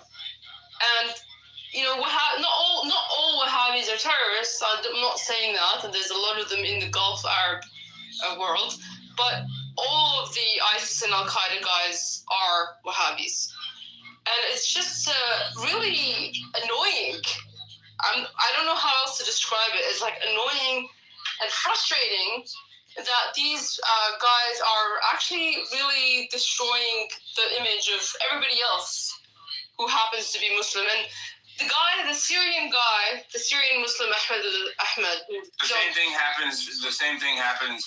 happens with the Jewish people, correct? Like there's these really extreme Zionist viewpoints that are generalized to Israelis or Jews in general, right? And so it's fair to say that It is fair to say, and I would say that Zionism used to be an unpopular ideology amongst Jews, but now it's become the prevailing ideology, and I've seen some rejection of that post October 7th. Like there's been a lot more Jews that have been turned anti-Zionist as a result of the genocide. But likewise, I think Wahhabism used to be niche, but I see more and more that it's becoming popular. Why do you think that why do you think that it is becoming more popular amongst Muslims? Funding. Funding is whoever said that, you're absolutely correct. You have in the Gulf, like Qatar and Saudi Arabia, and I know the Zionists are gonna be like, oh look, it's Qatar thing, but it's just fact. They're funding the mosques. Stop interrupting. David, mute your mic. They're funding the mosques. That it's so start over, Syrian girl. Sorry, Qatar, Saudi Arabia, other Gulf states, they fund a lot of mosques that prescribe to this ideology around the world. So it is funding. But I will also say that Qatar and Saudi Arabia are also, ironically, the closest... Hold on. Sorry, go ahead. Doesn't the U.S., as came out with Tucker and talking to the Qatari prince or whatever he is, or the president or prime minister or whatever he is, that the U.S. and Israel funds Qatar to be the brokers of the negotiators. This is what I was trying to tell you. Ironically, it just so happens that Qatar and Saudi Arabia are the closest to normalizing with Israel. And the king of Qatar actually was visiting Israel multiple times. This video that was leaked out of him visiting Israel in 2012. So in spite of all of the, if you listen to, what's her name? I forget her name suddenly, but you know who I'm talking about, right? That Laura Loomer, and all that, and all of those guys saying Qatar Carlson and all of that. What Qatar is pushing is a two-state solution. They're not actually pushing for the end of Zionism or the end of Israel. They're pushing for a two-state solution, which some Zionists ascribe to. So they are only those that don't want a two-state solution, that just want greater Israel, see Qatar as a threat. I don't want to. But they're not really against Israel. The Muslim radicalization. Yeah, sorry about that. No, it's okay. It's okay. I am moderating it as I can. It has a tendency to swallow up the conversation, so I'm just trying to avoid that. But it is adjacent, so we are. You can go ahead to the radicalization if you want a coyote to. I want to. Thank you. Please stop interrupting. I want to get to Jenny because I've called her on her 6 times and she hasn't had a chance. And she's Australian as well. Go ahead, Jenny. Thank you. Good morning from Sydney, Australia. Hi, guys. Firstly, my heart and prayers go to the victims and their families in Bondi attack. We are all really, really sad in Australia, especially in Sydney. This is a terrible day. I just would like to go to people who spoke earlier in the space just regarding Islam. I'm Jenny. I'm a Lebanese Christian from Lebanese background, but I've been in Sydney most of my life. One of the guys said that the hero who disarmed the attacker, he was Muslim, and when he knew he's a Muslim, he just let him go, didn't shoot him. I think it's really, really unfair because this guy, I'm sure he's not trying to shoot. Maybe he was shot twice. Yes, he please, Cyril, please let me speak. Just get in. If I get interrupted, I forget what I'm about to talk. Sorry. Please. So I think this guy probably he's not trying to shoot, or if I'm in his shoes, I wouldn't shoot as well. But he's a hero. It doesn't matter if he's Muslim or not. He's an Australian hero that is saving his Australian against that terrorist, no matter what his religion. Another guy, he just said Ahmed al-Ahmad might be a Christian, even if his name is Ahmed al-Ahmad. Please don't say that, because I know lots of Muslim families and I have Muslim relatives. They are really as nice as you guys. They are really humanitarian and everything. It's not really nice to stereotype. It's really, really unfair. It has not been officially confirmed that he is Muslim, by the way. I just want to throw that out there. It is absolutely confirmed. I can confirmed. We listened to the Prime Minister's press release during this space. And so if you have a statement from the PM or the law enforcement in Australia, I have a statement from his relatives, and I can share that. No, that's not the same. It's Syrian. So again, I'm sorry. I'm holding you to the same standard I hold everybody. No, I'm holding you to the same standard, right? It's we don't know that it's not some person who's seeking notoriety claiming to be his relative, right? Like, I would rather prefer that we wait for an official statement or something from like a defense attorney, if they have one, saying that it is or isn't the case. I'm just being objective there, Syrian girl. All right, so the last stated position of the Australian officials was that they did not assign an ideology to this attack yet, right? Does anybody refute that? Because we listened to it during the space. If that's not the case, let me know. If you have something, a different, a new official statement, but I'm just going by with what they said. All right, continue, Jenny. Thank you. I'll stop here. I just want to say that in every religion, every community, you have the fanatics and you have the humanitarian. So please, no stereotyping. Last thing I want to say, in the Middle East, if someone called Ahmad is definitely Muslim, this hero, we are really proud of him. And again, all my condolences to the families of the victims. Thank you guys for letting me speak with you. Thanks a lot. Have a great day. Thank you, Jenny. Syrian, you can respond real quick, and then I'll go to the rest of the hands. I just want to. You can take it or leave it, but this is the evidence. The news media of Australia interviewed his relative that was standing outside of the hospital. That relative was also interviewed by the Middle Eastern, like Lebanese or Syrian news, and he confirmed that they were Syrian from a Muslim background, and his name is Ahmed. Obviously, is a Muslim. But I apologize. I thought he was Pakistani. Is that? No, not the shooter, the hero. Yeah, I'm not talking about the hero. I'm talking about the. That guy is confirmed to be Pakistani, and he's a father and son duo. So there's some confusion here. But the ideology of the if you were talking about the ideology of the hero this whole time, I'm trying to focus more on the shooting. Oh no, we were talking. There's confusion here. I understand. No, my friend. Let me explain. Let me clear up the confusion. There is no. I understand. You are sure. You are asserting that the shooter was this radical faction. Yes, I have evidence. I have evidence. I understand you have evidence, but we're going to go. I'm clarifying for the audience, right, that there has been no official declaration of the shooter's espoused ideology as of yet, right? That's what my position is. And are you? Do you refute that? The police didn't confirm anything, no. But there is evidence that they were part of the school. I posted it in the Purple Pill. But the hero was Syrian while the shooter was Pakistani. So that's fine. that's just this clear up the confusion. If you want to referring for your fellow Syrian Muslims, well, yeah, of course I'm going to do that. but I'm not. No, I know, but I'm just trying to clear up what she was trying to say. I don't want to confuse our listeners.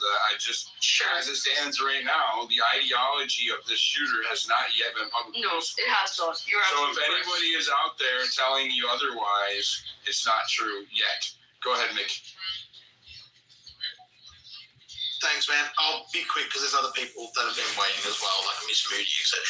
I think another aspect that goes through people's minds as well during these things, you guys need to understand, not in particular this case, but in other cases where people have ended up using a gun to end up deleting somebody that's broken into their home or in such events.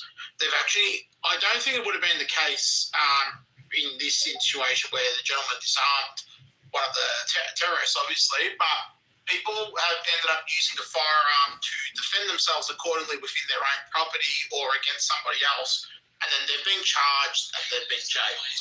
So, we don't have the same protections. Like, we do have self-defense, yes, but it is a bit flimsy in that aspect, and it needs to be very, very clear-cut that it's self-defense. So, again, just to reiterate, if somebody breaks into your home in Australia and you go get your gun, if you're a licensed owner, and you shoot them and you kill them, and they've broken into your house with nothing else, let's say not even a knife, there is a good chance that you will be charged with either manslaughter or murder, because the laws don't protect Australians in that way. We do not have the same rights as what you guys have.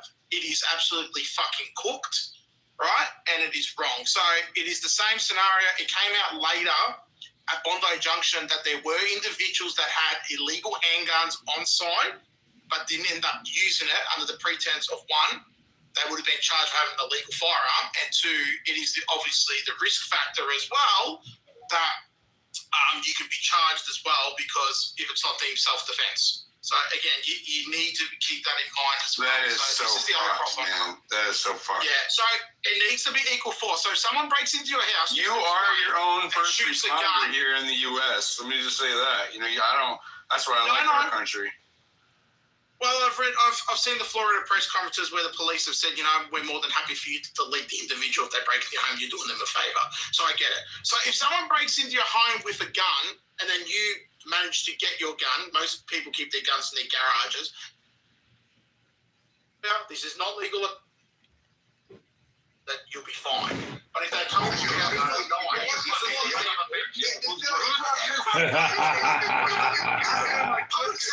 guys are changing so I'm saying that's why it's like fucking with getting countries out of Arab countries. Only one I don't. Is acceptable.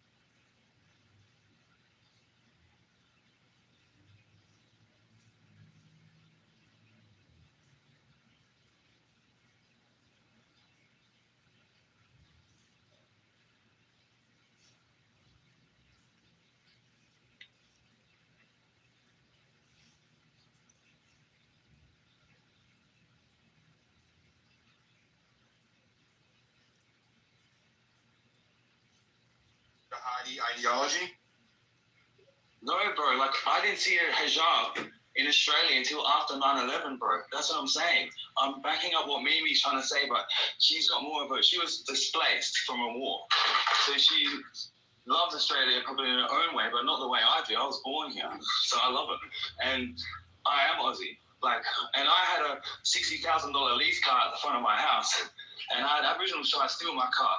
I didn't call the cops. I just beat the fuck out of them. I'm sick of these pussies from fucking Sydney controlling the narrative.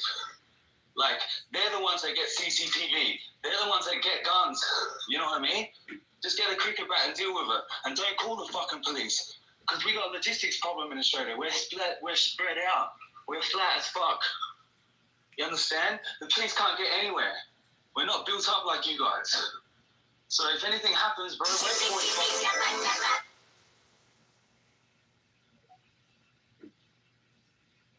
A lot of us with Wahhabis, I've been complaining about this since 2016. I called up the ASIO. There's a 10-minute recording of me abusing him, saying, why the fuck have you let all these Pakistanis into our country? You know what I mean? You're fucking ruining it. I've caught them, like, congregating at the end of my fucking street. And I said, what the fuck are you doing here? And they said, who the fuck are you? And I fucking literally targeted one of them. I'm pretty free speech, especially at night, but you try to, cut down the F-bomb a little bit. I'm from Adelaide. I'm not from Sydney and Melbourne, where this shit happens, right? We deal with this shit here. Everyone knows each other. We're all like a bunch of lone wolves. And when we get together and sort this shit out, it's going to be over. We all love each other. We're all from different backgrounds. This is fucking bullshit. They literally flooded our country with Pakistanis and Indians, which are the same thing, because Pakistan was India until 1947. Pakistanis are the biggest wannabe fucking Muslims. They can't quote the Quran. They don't know nothing about Islam. They don't fucking love Jesus. Jesus is the fucking Messiah. That's what the Quran says. The Quran. You're a little much, and you gotta water it down a little bit. I'm sure that's the case for some, but not all. You're making a lot of generalizations there. Very opinionated, very opinionated. All right, thank you so much. Thank you so much. We're gonna move it around. Let's go. I'm Aussie. This is my country, bro. This is my country. I hear you. We got the point. You got it. Okay, we're gonna go to Raging Rigo. Go ahead. What's up, bro? It's about the listener experience, bro. If you're burning me out, I'm sure you're burning them out. Go ahead. Sorry, bro. Listen, one last thing, please. The AFP, the Australian... That's a mute glitch. Oh, okay. Hey, what's up, let him get his last thing. Let him finish? All right, go ahead. Yeah, he had a mute glitch. Go ahead, David. One last thing. Unmute your mic. Yeah. Last thing. This was an inside job. The Australian Federal Police was caught a month ago grooming a Pakistani kid to be a suicide bomber and sniper. Okay? The family went to the police. They ignored it. The family went to a Liberal MP. They ignored it, which is our Democrats. They went to a Labour. They ignored it. They had to go to a small MP, a Greens MP who bring up in Parliament, and only then it made the ABC. So they have been flooding us with Wahhabis. It's like Mimi is saying, all the ingredients are there. They have AK-47s at Jewish schools, but no AK-47s at a Jewish festival during a genocide. Get fucked! All right, thank you. Thank you for your rant. Appreciate that. Okay. All right. Go ahead. I'm dying. Go ahead, Reggie. Hey, what's up, man? So, I have a question. Has it been confirmed that this person was a Muslim? Because I've got reports and posts from other people saying that he's a Maronite Christian, that he runs a business. So the shooter, his ideology has not been officially confirmed. The hero, they're saying the hero is a Christian. The hero is a Muslim, from what I've seen. Okay, I got reports that he's a Maronite Christian, so I mean, if you guys got those that, are no that's reports, good. Those are lies. It's been confirmed by his family that he's a Muslim from Syria. His name is Ahmed al-Ahmad, which is a Muslim name. Let me just say, though, I just want to be fair, I haven't seen an official report saying that the hero Please check the nest. I'm just check the nest. Down in the. Once I see the official report, then I'll go with that. Yeah, I'm gonna Check the purple pill. Check the purple pill. His interview. And, a lot of people are coming out, and I'm just gonna be the bad guy right here. You steal something and then you give it back. It doesn't stop you from being something that's not compatible with the West. I'll say it over and over. These radicalized Islamists need to be pushed out. I get it that there's good people in everything. But we need to find a way to weed them out. You realize that same approach, right, is being used on Jewish people as well, right? Correct. Judaism is not compatible with Christianity and therefore not compatible with the West. So, I mean, you really want to take that approach? Because I would say all fair and love and war then. I saw your post. I saw your post earlier, and you have a point. But at the same time, there's no religion that when it gets radicalized preaches death to another religion. But did you not see the genocide? Oh my God, I could never finish talking. I've been talking to some of my friends here that are on this platform, and they say that the Jewish folks also have something in there. So, I mean, I've been learning from both sides, but I do see the divisive state. But at the same time, every time there's a terrorist attack, it's a Muslim behind the gun right now. So it's weird for me. You're just a radical Catholic. That's all. I wish. Sarah, what do you have to say about his comments? You're not gonna like it, so I'm not gonna. No, go ahead. No, you go ahead. No, I don't like these attacks one bit. Not one bit. I did a whole stream on it, and I talked about what has gone on this week. I don't like anything that's going on. I'm very freaked out. That's all. It's not good. And if you have never read the book The Terror Factory, then you need to read it. Did you see my post earlier? I loved your post. Sarah, why are you freaked out? There is a. I was trying to mute Noxie, Sarah. I'm sorry. I haven't spoken for hours, and I get muted as soon as I speak. Because I was speaking when you tried to speak. That's why. It doesn't matter who it is. But I'll take it for the team, Noxie. There is this manufactured culture war element to what I'm seeing happening right now as far as both Jews and Muslims. And I'm not a fan of it. It's the same kind of injected culture war BS we see with the racial division in the United States between Democrats and Republicans. It has that same vibe, right? And I'm going to call it fucking out for when I see it. And I would just advise our 1,000 or more listeners right now that a lot of what you're seeing on either side, either against Muslims or against Jews, has an intent to radicalize you one way or the other, because a divided population is easier to control than a unified population. So they're going to use anything they can to get your mind occupied. Go ahead, Sarah.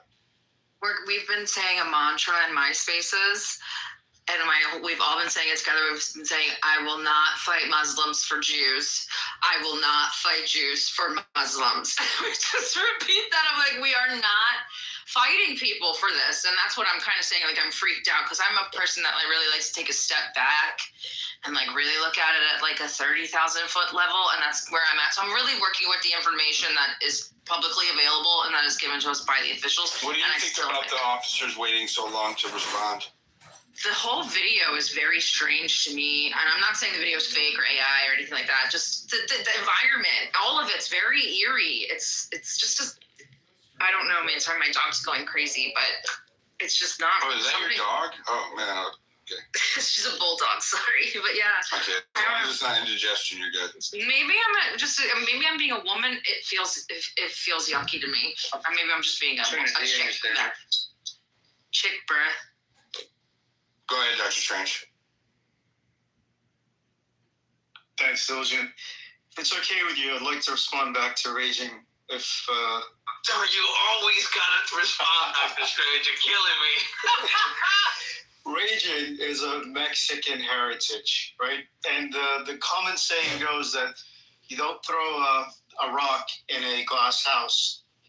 The Mexican drug cartel brings in 90% of the fentanyl in the U.S. Oh my God, here we go with this nonsense. Hold on. Cut it out. It's my turn. Raging, my turn. It kills about 70,000 Americans due to overdose annually, and about 350,000 in the past 5 years. Recently, they got involved, Mexican immigrants, illegals. There's 4 million illegal Mexicans in the U.S. They got involved in flag burning. They were burning the U.S. flag and raising the Mexican flag. They are involved in human trafficking, the drug cartel, and the gangs related to them, including child prostitution. MS-13 gang has 10,000 members in the U.S., 200 cells, and they're closely aligned with the Mexican drug cartel. So for me to come in here and say, you know, it's all the Mexicans, all these Mexicans have got to go, they're causing these issues. I mean, do you know how ludicrous that is, Raging? Do you understand? Raging, I heard him say it was all the brown people, even. So Dr. Strange, I am not Mexican. I am American. My ethnicity comes from various parts of Europe, and I do have type of Native American blood from. Hold on. I do. Okay, let's not get into a fight as popcorn hour as that is. Let's reel it back into the substance of what's going on here with the Muslim and the pervasiveness of the extreme ideologies or whatever. I just don't want to. Let's not let it devolve. Go ahead. You can respond. Well, where you weren't done yet, Dr. Strange. Land your plane, and I'll let Raging respond. Thanks. No, I mean, there's a lot of people who come in here and just basically make blatant accusations about the Quran says this, Islam says this, and I kid you not, every time I put them to the test, okay, give me a verse. I can give you a verse. I can give you plenty of verses on the opposite, right? But yet none of them are able to produce anything, and even when they do, it's a fabricated false stuff that's not even in the Quran. So when you try to broad brush the entire religion of 1.6 or 2 billion people with hate, it doesn't go anywhere, right? Interestingly enough, I'll give you a couple of different verses just so I can put things into perspective. And this is in chapter 22, verse 40. You can correct, anybody can go check it. And were it not that God checks some people by means of others, there would have been demolished monasteries, churches, synagogues, and mosques in which the name of God is oft mentioned. And God will surely support those who support him. Indeed, God is powerful and exalted in might. And do not argue with the people of the scripture, people of the book, except in the way that is best. The people of the book is referred to the Christian as Jews. So there are so many verses, and then there's another verse that says, had your Lord willed, those on earth would all have been entirely Muslim. Then, O Muhammad, would you compel the people in order that they become Muslims? Another verse, and the nearest amongst them in love to Muslims, you will find those who say we are Christian, because amongst them there are men devoted to learning and men who renounce the world, and they're not arrogant. Quran chapter 5, verse 82. These are not verses that says go kill Christians, go kill Jews. You don't find that in the Quran. You will never find it. And I challenge you, go find a verse that says go kill the Christians and Jews. You will find the reverse, but not the other. There's a verse that says whoever saves a life, it's as if they've saved all of mankind. And whoever kills an innocent person, it's as if they've slain all of mankind. These are the verses of the Quran. But look, you give me enough resources, I will weaponize every darn religion to commit even a genocide and call it something defense and self-defense. That's the reality we live in. The religion's being weaponized every single day. I mean, you had 1,000 Christian pastors just recently gone to Israel, and they're being weaponized to come back and push an agenda. So don't give me this, oh, it's Islam. I'm more than happy to have that discussion. We've been fair in this space. No, not you, Diligent. I'm just saying. I mean, you're making a broad argument, discussion. Like you're addressing something you really need to in the context of the space because we've already addressed it. So. I appreciate that. Thanks. I wanted to not all Jews are radical. Not all Christians are radical. Not all Muslims are radical. Not all Hindus are radical, right? And we need to move away from these generalizations that the powers that be want you to adopt because they make you controllable. Okay, you need to believe in individual accountability. It doesn't matter who the individual is. Go ahead, Mace. Can I respond? Oh yeah, there you go. I'm very proud of you. Sorry, Raging. He can respond because all I want to say is I do appreciate that you're doing that, Diligent. I'm really grateful for your post, even because right now anybody that's really pushing this extremist or helping the extremists who want the division, who want us to fight each other, who want civil war, like it is ludicrous to run around here basically. Who it is that we need to go after are people in these very high government positions that are committing treason against the people. And while we sit here and entertain this nonsense, going after each other is just crazy. So anyway, thanks, Dilly, for doing that. The post she's talking about is up in the Jumbotron. It's the top post. Go ahead, Rigo.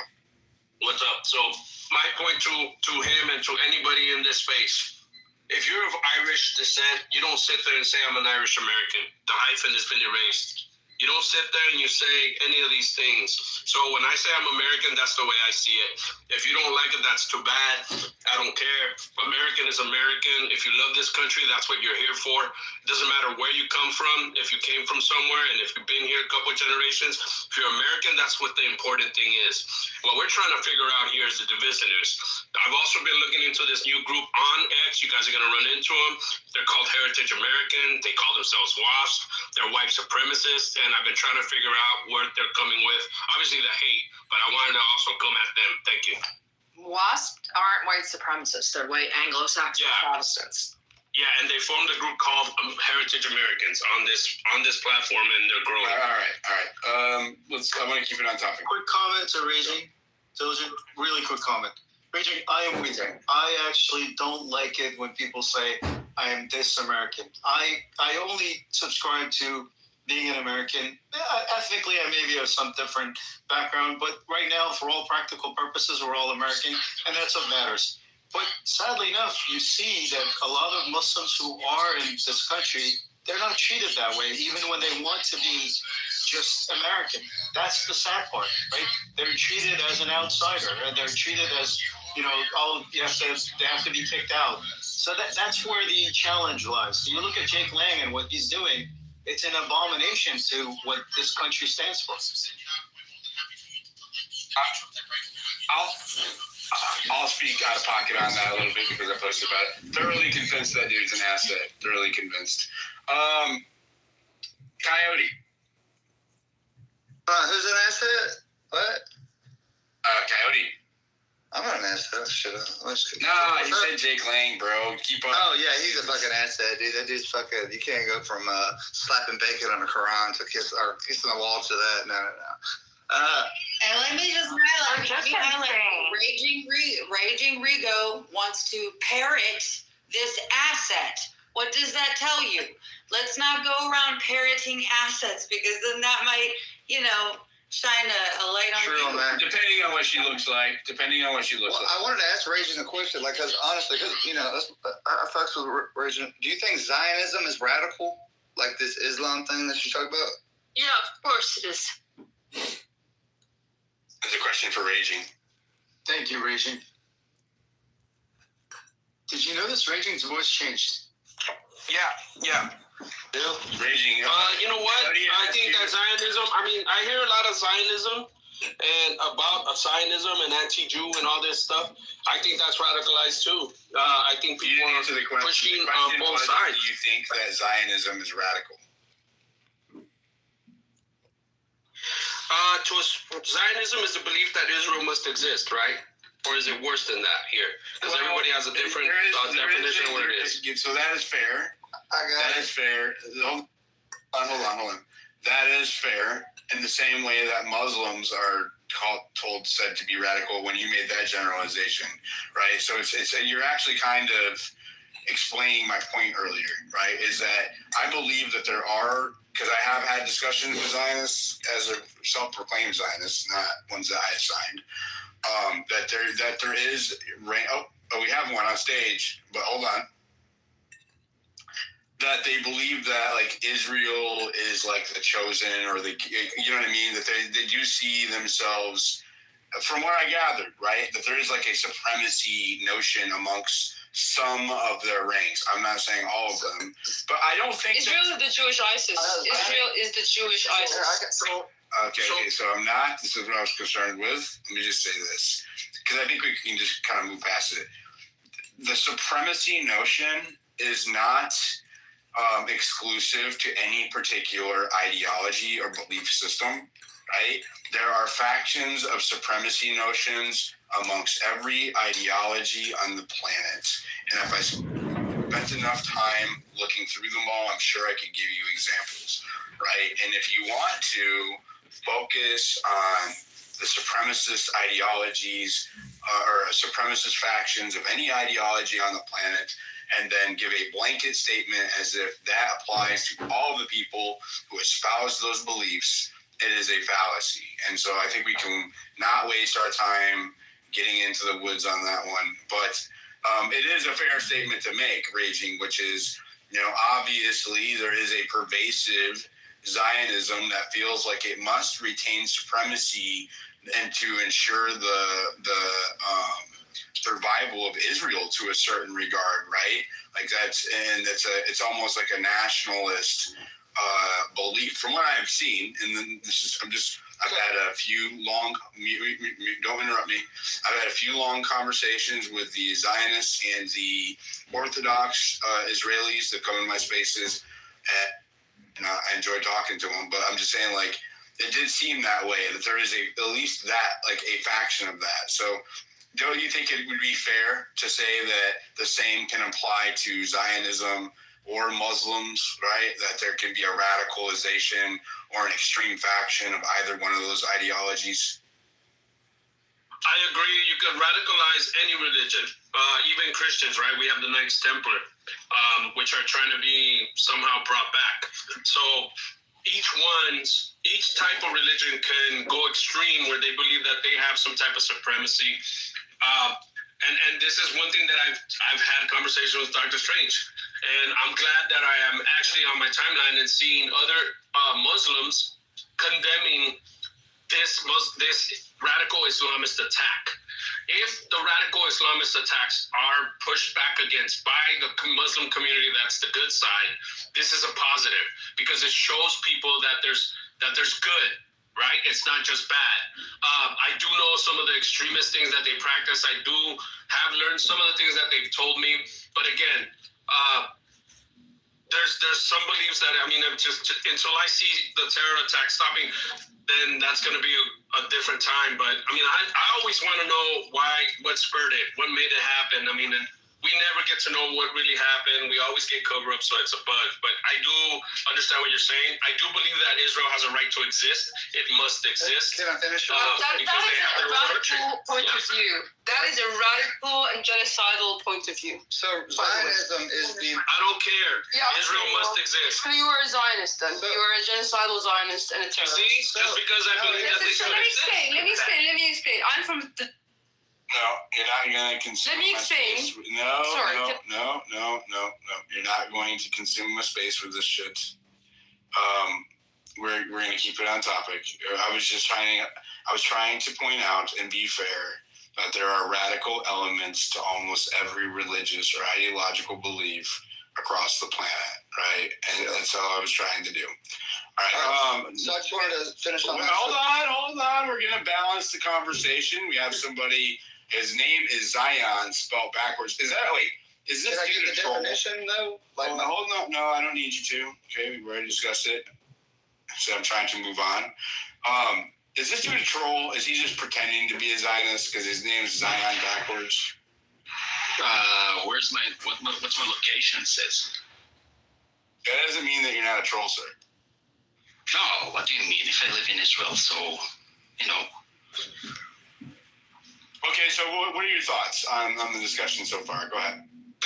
So I agree with you 100%. The division, they tried to do it here in Israel, they tried to do it in America and everywhere. And I saw your post, I liked it. And yeah, 100% agree with you. And this is a secular Zionist, am I correct? Yes. And do you feel like that all Muslims are radical? No, I don't. Of course I don't. And what are your thoughts on the event that occurred in Australia this morning? It's horrific. When that guy Ahmed saved them, I saw a Verity talking about it. And when I heard about it first, I was like, oh, that's a beautiful story. That's a very beautiful story. That a Muslim man saved the people, Jews in this instance, from getting killed. But other than that, that's horrific. What do you mean, propaganda? That the Muslim saved him? Do you believe that it's actually a Muslim, or do you feel like that's a spin?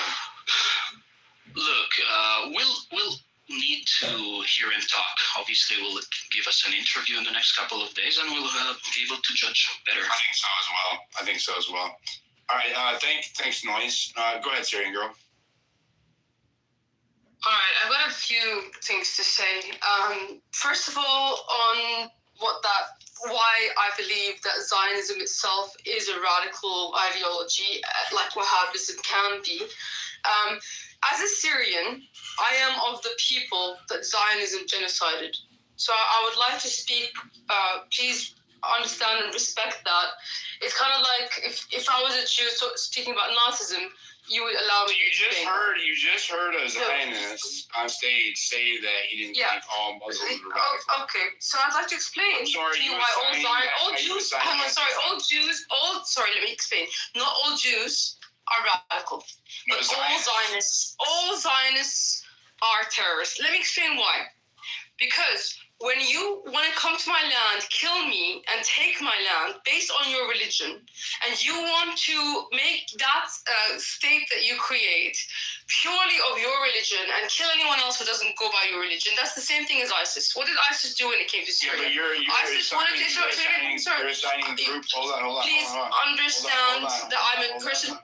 The same way that I shut it down earlier, I'm going to shut it down now. Okay? You are assigning responsibility of a state level action to individuals, right? So again, individual accountability. Are you saying that Noise up here is responsible for what happened in Syria? Is that what you're asserting? Okay, let me ask you this, my friend. Is ISIS ideology a terrorist ideology? I don't know. Okay, so that's interesting you should say you don't know. But let's go to ISIS for a minute. Please give me some time to explain to you my point. When you look at ISIS, what's their ideology? They want to create. I understand. I think you're misunderstanding though, because again, like I was earlier with Dr. Strange, I was trying to move away from like the general theological and geopolitical conversation that likes to swallow up these when they're adjacent. Right, that's what's happening right now. So, all right, so I'll go to what Sarah said. Then let me move to what Sarah said. If you want, listen. If you want me to host an objective theological debate or geopolitical debate, it's not objective. It's theological. If you want it's not about that. If you want me to host one and have that broad, scoped discussion, I'm more than happy to, but I don't want to, we're getting way off. No worries. I'll move on to what Sarah was saying, okay? What Sarah said is she has a mantra. We won't fight Jews for Muslims, we won't fight Muslims for Jews. I think that, I agree on, there's merit, but I will say that there is some way that this also could be exploited, if you will allow me to explain. Our governments in the West have taken sides on our behalf on a foreign war. So that I would be fighting for me, not for you. Do you understand? That would be my cause. That's the point of the saying. If you're going to fight, do it for yourself. Don't do it because somebody else convinced you to do it. I agree with you saying, and I understand where it's coming from, and I get it 100%. My issue is not with you, it's with what I would call the aggressive fence sitters.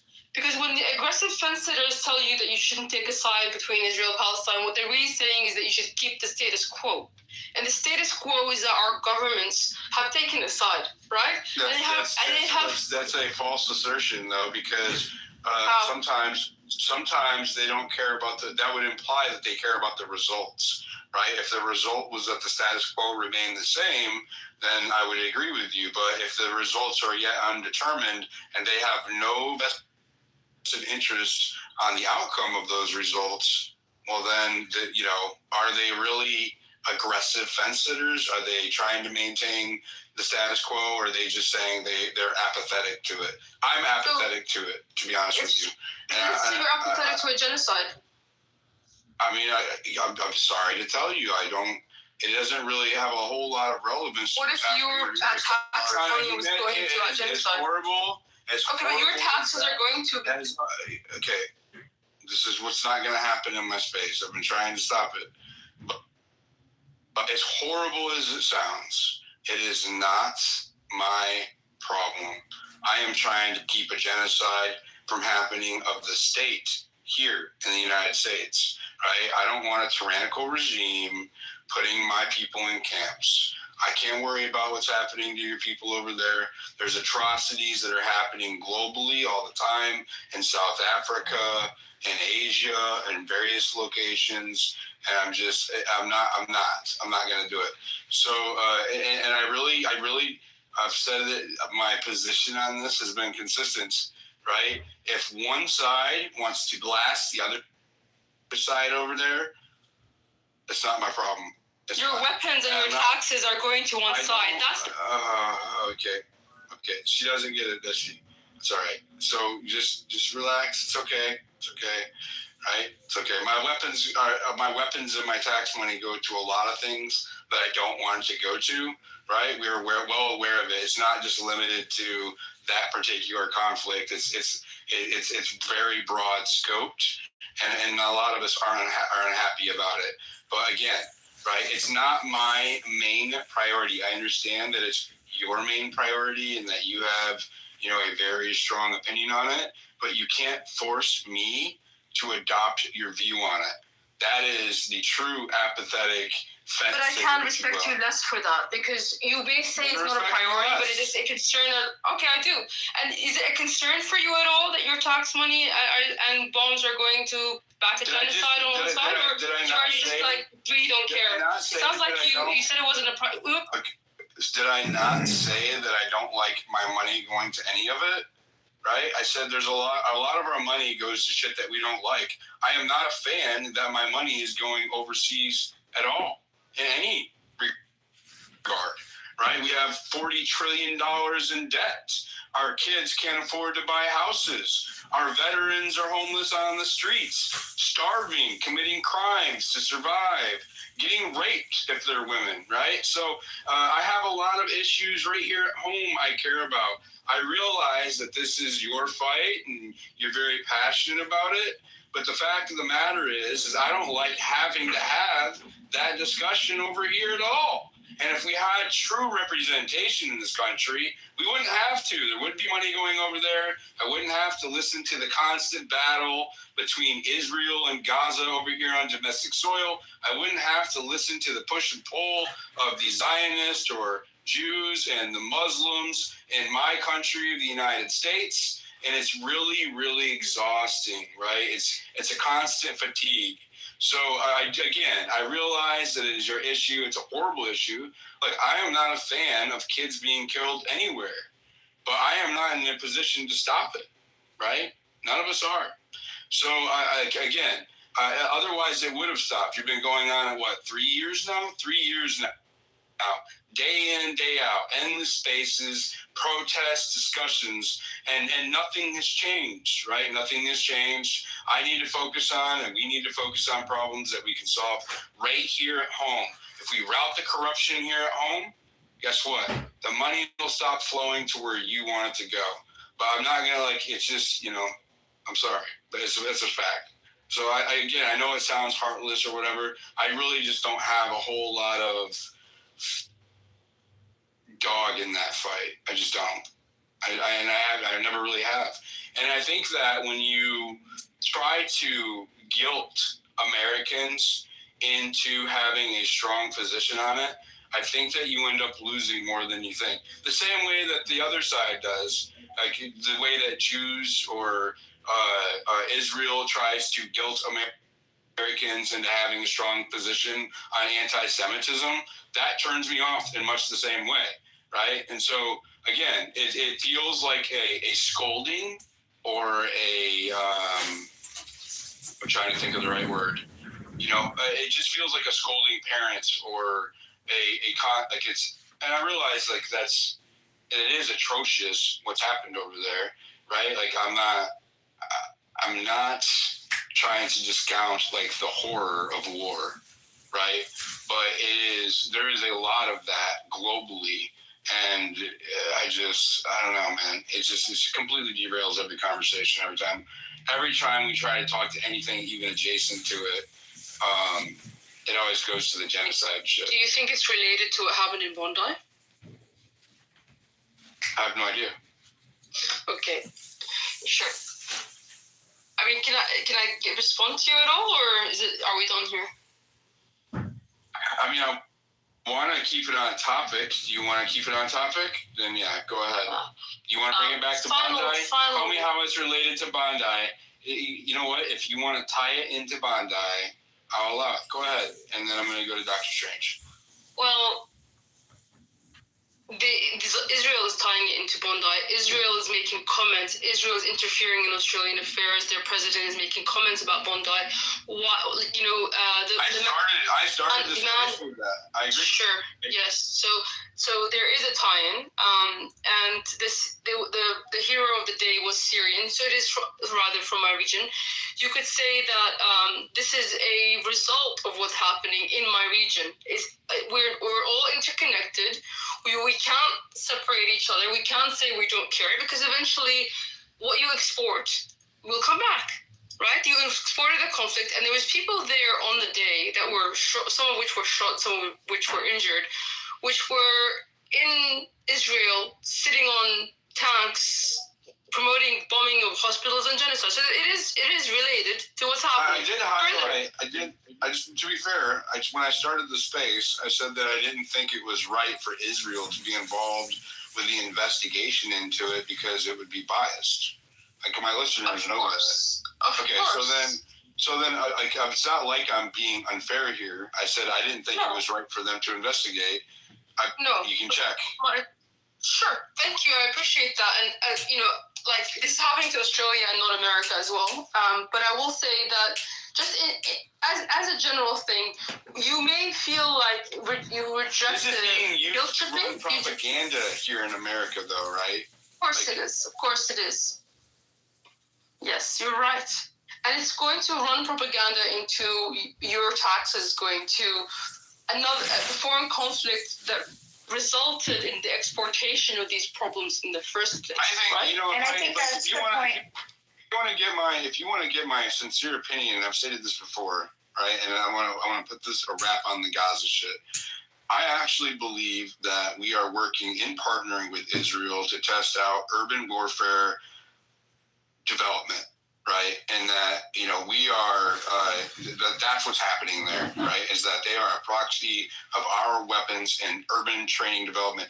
Urban warfare has always been the Achilles heels of the United States, even though we've had technological and kinetic warfare superiority for a long time. That's where we struggled the most. If you need any examples, I would look at Iraq, right? Afghanistan, right, where they have a hard time dealing with insurgencies because they are not of a particular identifiable group. They're not all soldiers wearing green shirts that you can find. They're citizens that become radicalized due to the nature of war, and then insurgents towards the occupying force. Well, look at that. You have Gaza, a never-ending supply of citizens that become radicalized, turn into insurgents in Hamas, and are a constant battle with those around them. And so what a great testing ground for urban warfare development. And this is proven. You can look at the drone technologies that are shared interchangeably between the United States and the state of Israel back and forth. And as horrible as that is, right? And that is horrible, right? I blame just as much, I blame that just as much on the rogue element that controls our country right now. And also it looks like Israel. So I think that there's a generalization that's made when you talk about Israel or as a country, the same thing as the United States. You know, there's a lot of imperialist atrocities that can be laid at the feet of the United States that I know the American people did not do, right? And they're not responsible for, only in the sense of the fact that they didn't revolt and put an end to it a long time ago. And that much we are responsible, but we each have to hit our moment. So that's my position on that conflict. Go ahead, Noxie. I think that we can't ignore the fact too that because of these wars, it has allowed the crisis too of the immigration that we're having here and the refugees that we're taking in because of these wars. And we saw the effects of that with the 2 National Guardsmen that were shot a couple weeks ago. There's a ripple effect that these wars are causing that is affecting us as Americans.